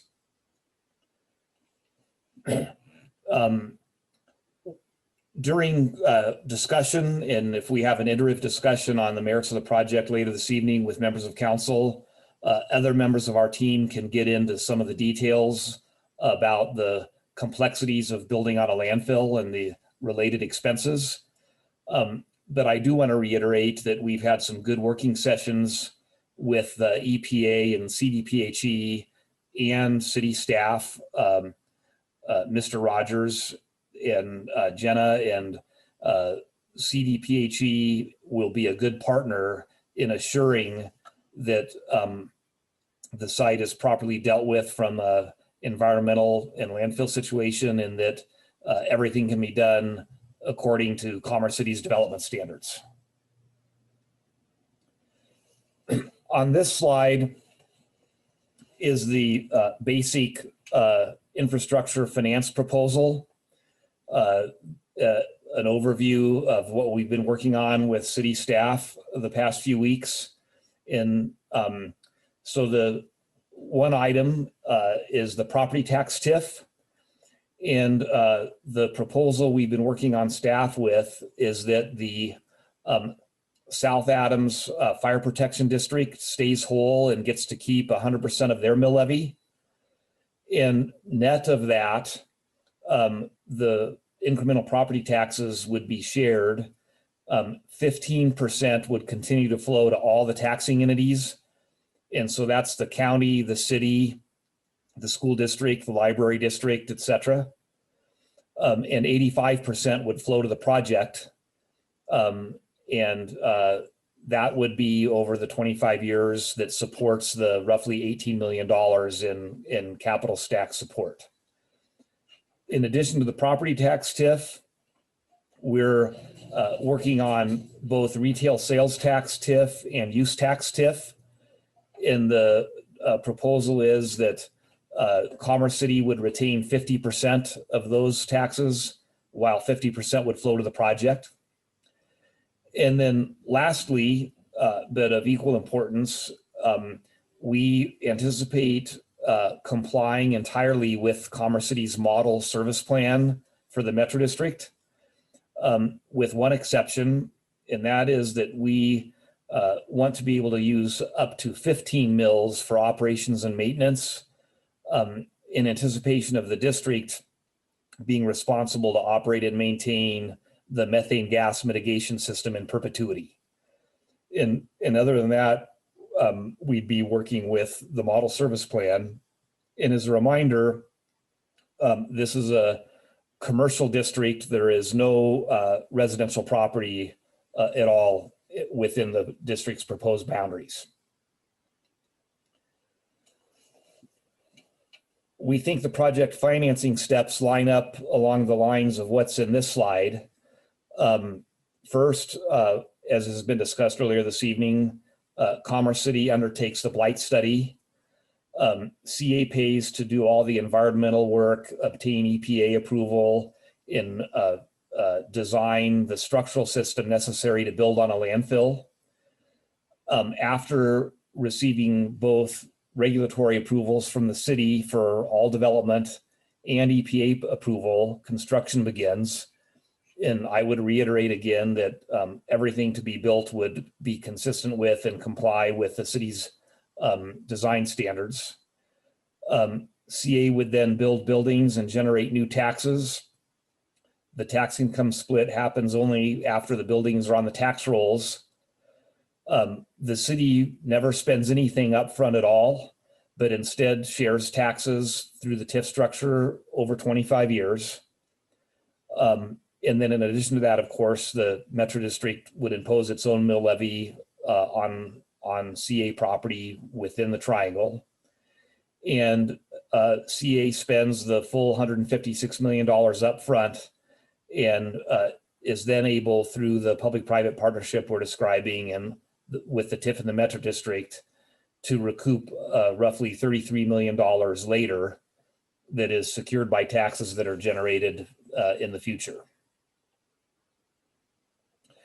And with that, we're available, our team, we have Metro District expert available, development experts, and our environmental attorney that can speak to EPA and CDPHE issues.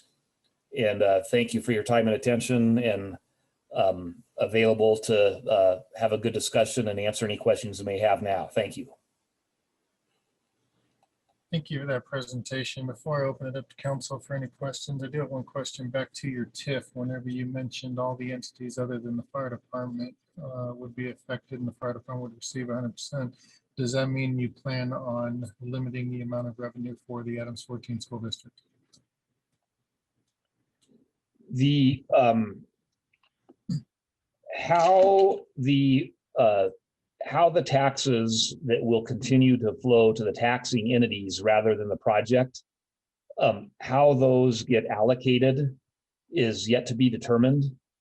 And the urban renewal area is going to have to work with all the other taxing entities to solve for that equitably. Mayor, one thing I would offer is that because this is a commercial development and will have no residences, it will not have an impact on the school district. We won't generate any new school kids coming from the property. And so it may be that an arrangement could be struck where the district gets the revenues they desire relative or related to the impact on the district being so de minimis because we're not generating any school kids. That's a little troubling for me. You know, quite honestly, the amount of houses that we have in the district do not fund the district. You know, a majority of the funding is coming from non-residential property that is assessed at 29% instead of 7.15%. And so although your development does not have a direct impact on the district because it doesn't send more students to the district, that district still relies on total valuation within its district boundaries in order to be able to basically generate enough funds in order to operate and expand services and provide a quality education for the residents of Commerce City. So any TIF that is going to cut them out of the picture and not provide them 100% funding in a similar manner that the fire district is going to is something that I'm going to choose my words properly, something I think needs to be re-examined. Okay, well, thank you. And one of the things we hope to take away from tonight is it's a priority for us to have continued discussion and continued dialogue with city staff on all of these structures. And we're, I think, open to flexibility on this and with the school district and can work with the city manager's office and staff to hopefully come up with a structure that works for everybody. We are not anti-school district by any means.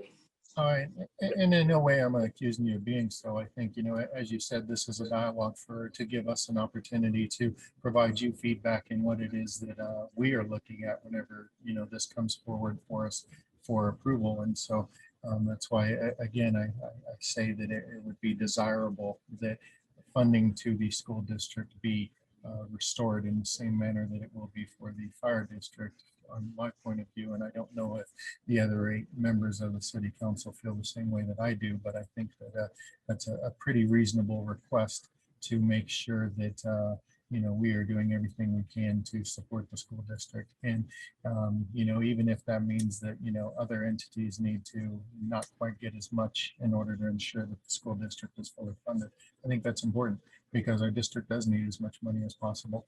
And again, I recognize the fact you're not sending students to the school district to do that, but it's projects like this that truly allow the district to get ahead. Because although you may have a housing development or one house and they may kick in X amount of money in order to fund the district, that probably doesn't cover the total cost of 2 or 3 students that come out of that one house to go there.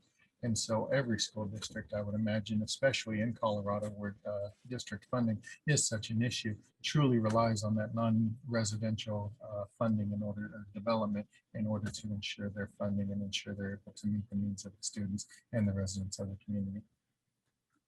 Clarify one thing that Bruce said. Each individual jurisdiction that is a taxing entity, we have to enter into an IGA, intergovernmental agreement, with each entity. And that's where the percentage is either ratified or negotiated with each of those entities.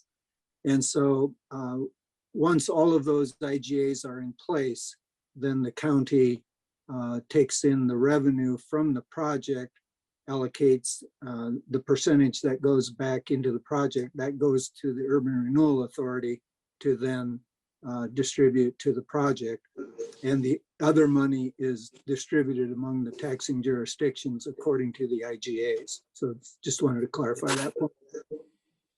Right, and I do know that you have to enter into all those agreements, but like I said, what's concerning to me is to see right off the bat that our fire district, which of course is going to need 100% of funding, is going to be maintained at that level, yet our school district, which also needs that funding, is already set out in the manner that we're going to negotiate with them for reduced funding.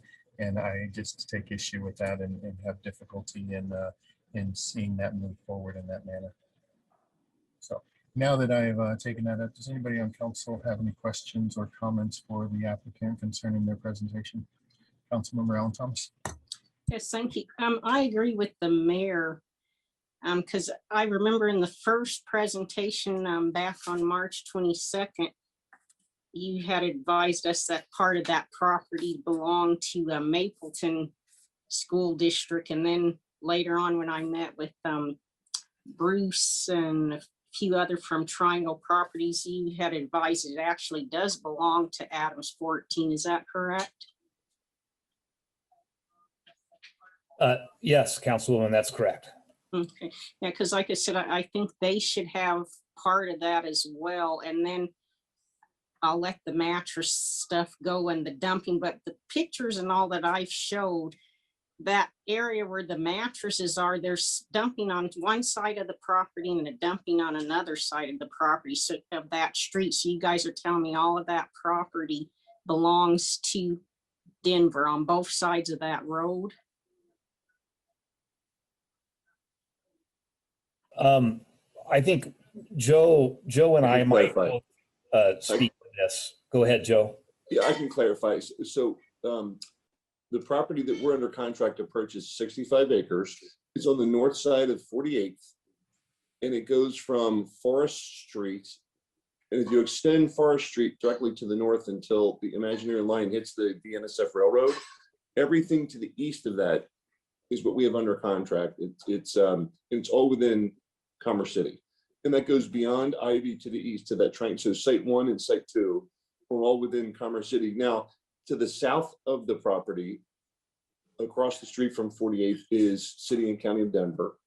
And to the west of Forest is all City and County of Denver.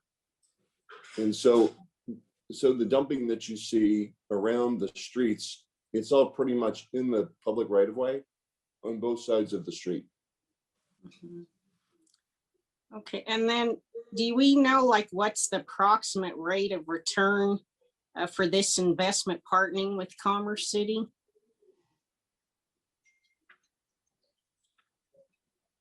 What's the best way to answer that question, Bruce? The rate of return for the city? Bruce or Lynx might be a better person to answer that question for you, Councilwoman. All right, thank you. Bruce or Lynx? Bruce, if I may interrupt real quick, council member, when you speak of rate of return, are you looking on the return of the investment or the funds that the city provides to the project, or are you looking for their internal rate of return on their project alone? Basically, I'm trying to get like eventually what is the rate that the city will get back. I know we're going to get future revenue and jobs, but as far as like on a tax perspective. Yeah, I will say this, ma'am, in general, we haven't conducted what I would call a public to private ratio as to what is that investment of every dollar that's put in, what is that generation of assessed value or TIF revenue that comes out.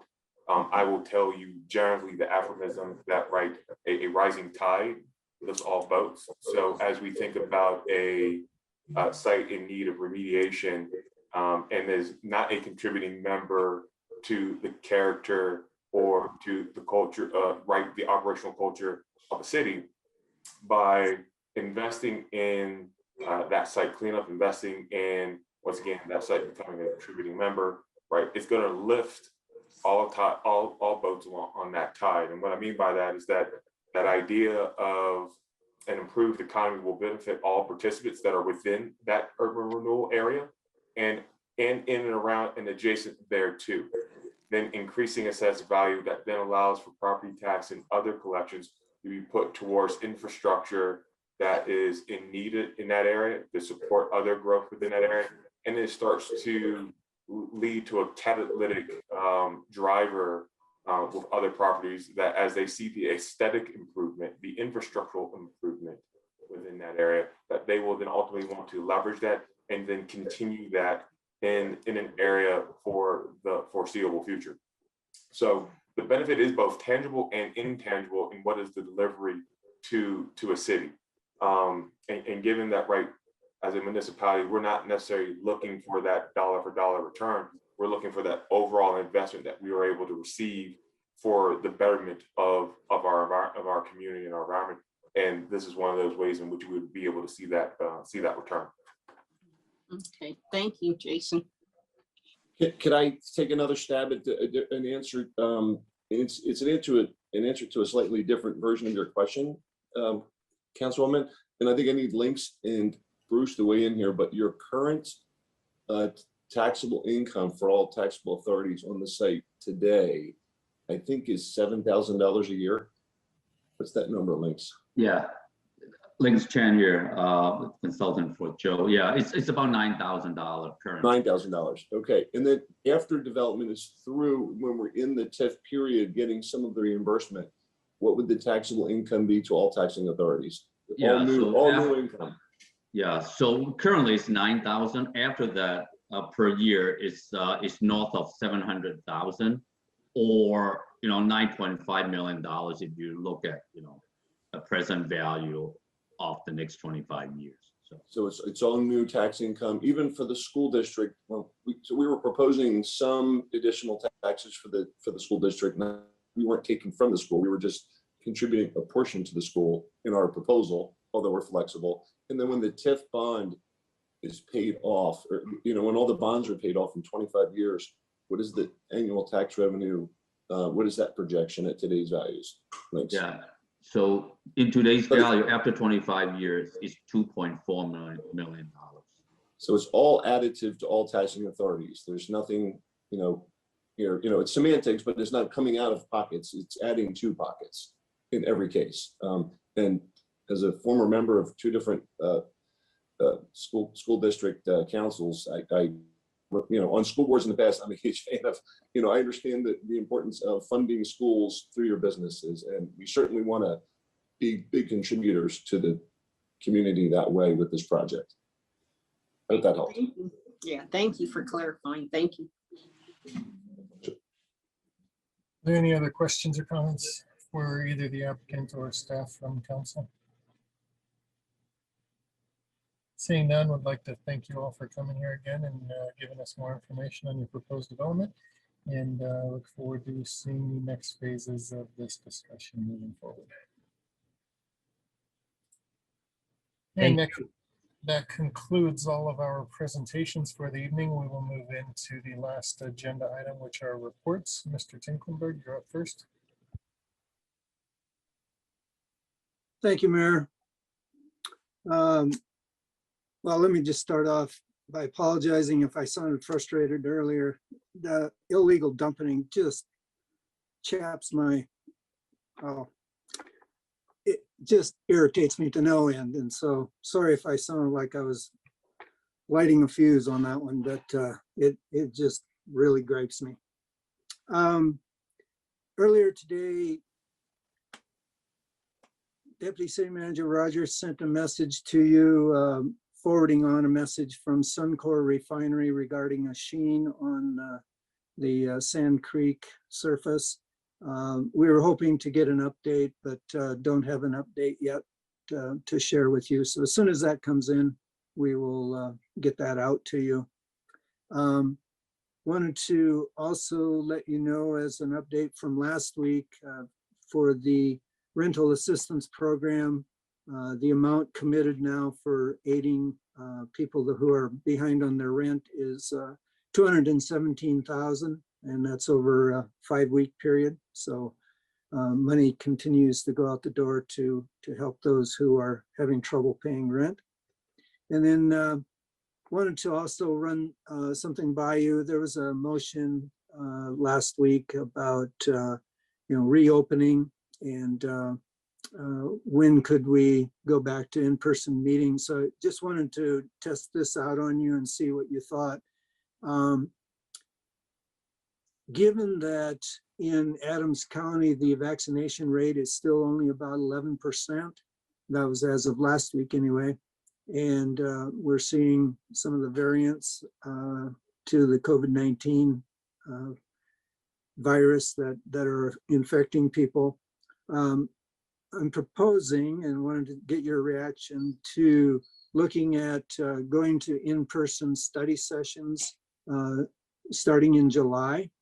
And meanwhile, we'll continue monitoring what's happening here in June. We have 1 week left of this month, and then we're into June already.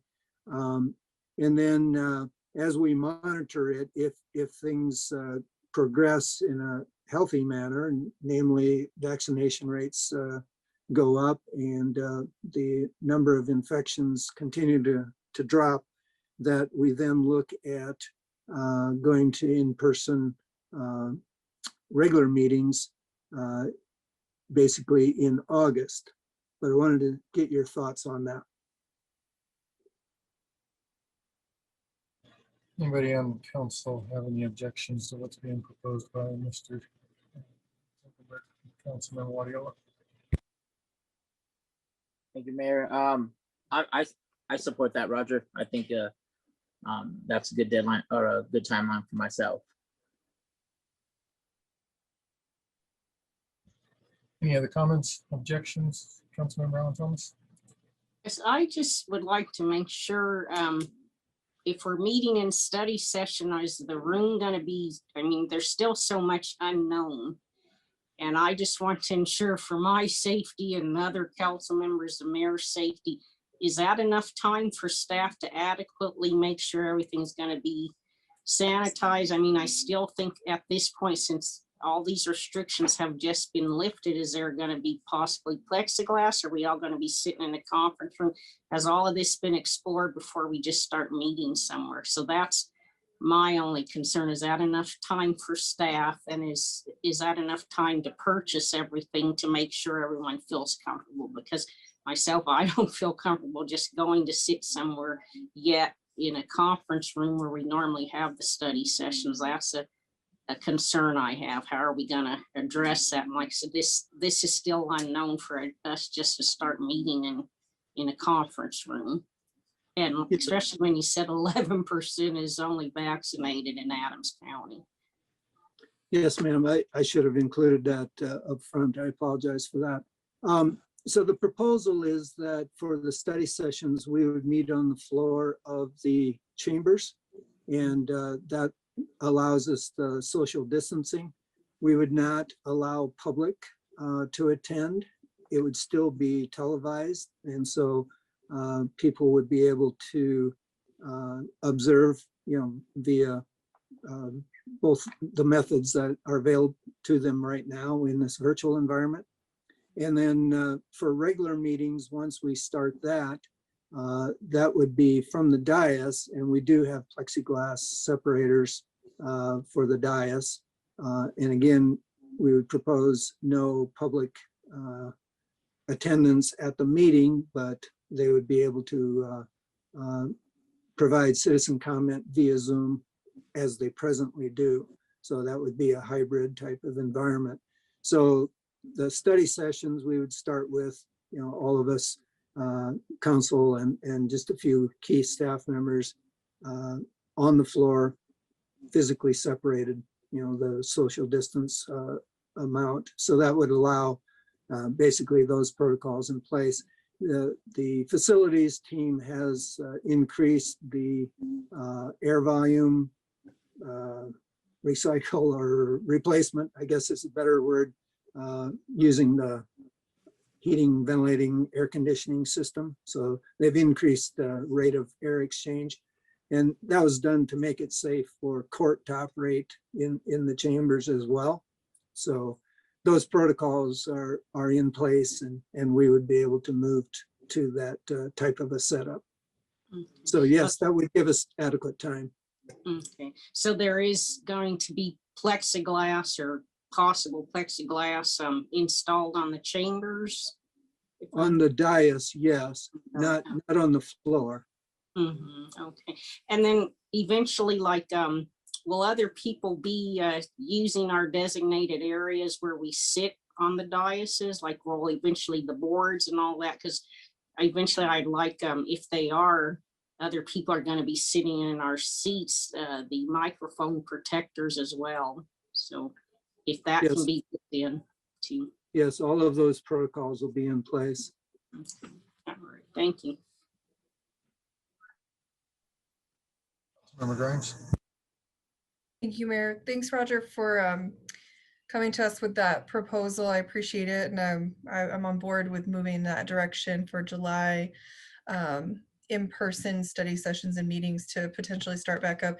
I just wanted to ask where that 11% number came, because I was under the impression it was quite a bit more, and I just pulled up the Tri-County Health vaccine data, and it's showing quite a lot more than that.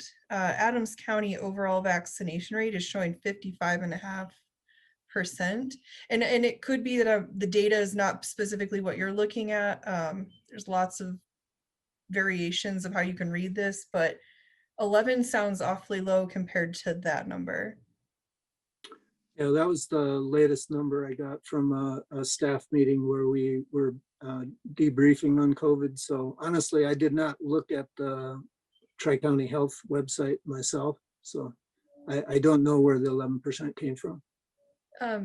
Just so that we all kind of, I think that brings a level of comfort for some people if we know that the vaccination rate is actually higher than that. Would you mind just double checking that number? Sure, will do. Thanks so much, Roger. Any other questions or comments concerning that item? Councilmember Hurst. I would like to see us go back, in June and July as well. I'm gonna have a real hard time being back home for meetings because I have to be at work. The state's forcing everybody to go back to work if you have a job that plays that role. So it's really hard to make it all the way back here after work with traffic. And so it's going to be real hard to balance being back home in my seat prepared for meeting moving forward. At the week after Memorial Day, I go back. And so I play it by ear, but we might not be able to make any of the 5 o'clock meetings or any of the stuff that we do beforehand.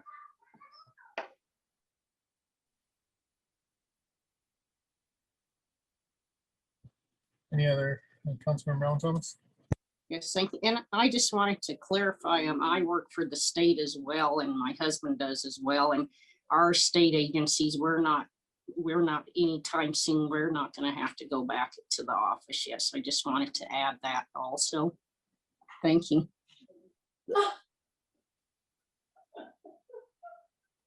Councilmember Hurst. No, I appreciate that, but that's one agency. I mean, I have to be in person next Monday or next Tuesday. So I'm going to be there. I'm going to be at other meetings in person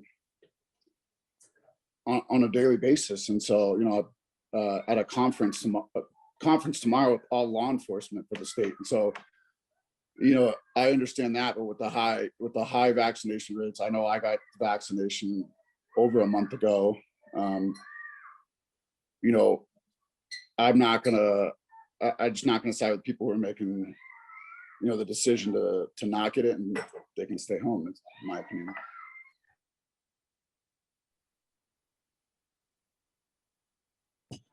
Any other comments or questions regarding that item?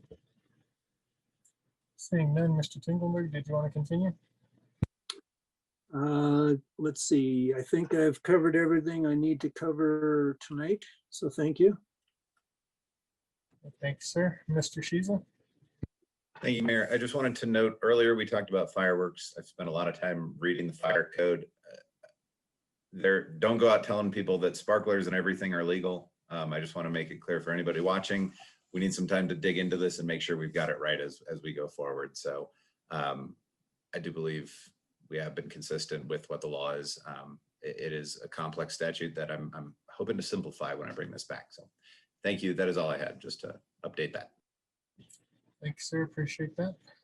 Does anybody on council have a report that they wish to make at this time? Councilmember Grimes. Thank you, Mayor. Last week, I had the pleasure of joining the Derby Review Board meeting as an alternate member. Got to approve some new signage for the Derby area, and so that was good. Good deal there. Thursday, I was on the Friends of the Front Range Wildlife meeting. You guys received a save the date for National Get Outdoors Day. There is a special announcement coming that day, which we're not at liberty to talk about just yet, but I wanted everybody to have it on their calendar.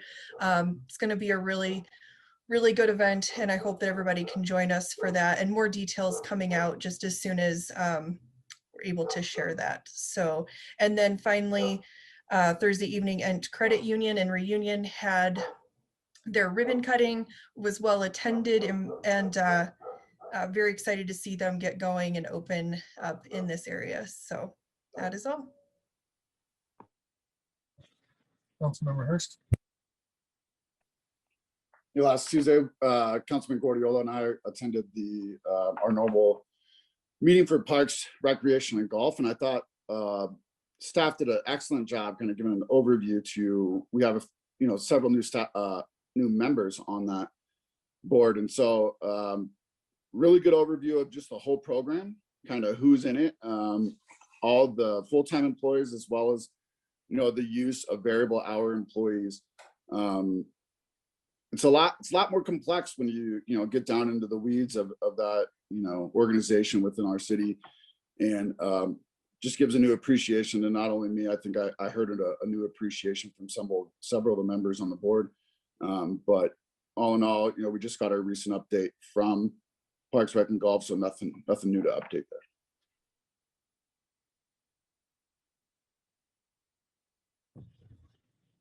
Councilmember Madera. I just wanted to highlight our Veterans Commission meeting that we had last week. This year, we're not having the Memorial Day Parade again, so the Veterans Commission is actually putting on a ceremony to honor our fallen soldiers.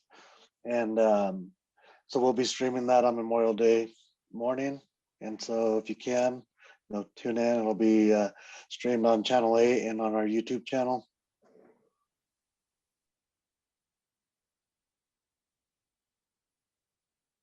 Councilmember Hurst. Hand was up, so I apologize. Any other council members wishing to make a report? Seeing none, I have a quick one. Thursday, we had our Metro Mayor Caucus meeting, had a great presentation by Excel Energy on their plans to have a more robust electrical grid in order to meet the state's goal of more electric vehicle purchases. So that is something they're actively pursuing, and it was a great presentation that they gave us. So we'll see if they can't come in and try to get that presentation for us, or at least give me the slide deck so that I can share with all of you. That's all I have for a report. I do want to caveat on what Councilmember Madaris said. Unfortunately, the planning for the parade starts around January, and back in January, there was no idea that we were going to be in the state of affairs we are concerning COVID, and the decision was made about February, not knowing that whether or not we could have the parade, and so a decision was made to cancel the parade. Given the fact that Memorial Day isn't about parades, it's not about barbecues, it's not about baseball games and sales and going and buying a new car and mattresses. It's actually about honoring our fallen. And so I think that the city staff has done a great job of planning this Veterans Memorial Day ceremony for all the council members in the community to show up at Veterans Memorial Park and pay homage to those who paid the ultimate sacrifice for our country. I hope that although there's a lot of disappointment that we're not having a parade again for the second year in a row, I do hope that there will be a lot of participation from the community to come out and support this event. And if you can't come out and support the event, please at least tune in on any of the social media channels that are going to be broadcasting it, and take a moment to pay homage to those who paid the ultimate sacrifice for our country. I look forward to seeing everybody that is able to come out and join us for that event. I look forward to seeing you Monday morning, and hopefully you'll take a moment this weekend to just remember what the weekend is truly about. That's all we have for this evening. We do not have a council meeting on the 31st because of Memorial Day, so we will not be back until June 7th, which will be our next regularly scheduled council meeting. Until then, I hope that you have a great weekend. I hope that you continue to be safe, and wish for well blessings for your family. And have a good night. Have a good week. I'll see you later, Congressman.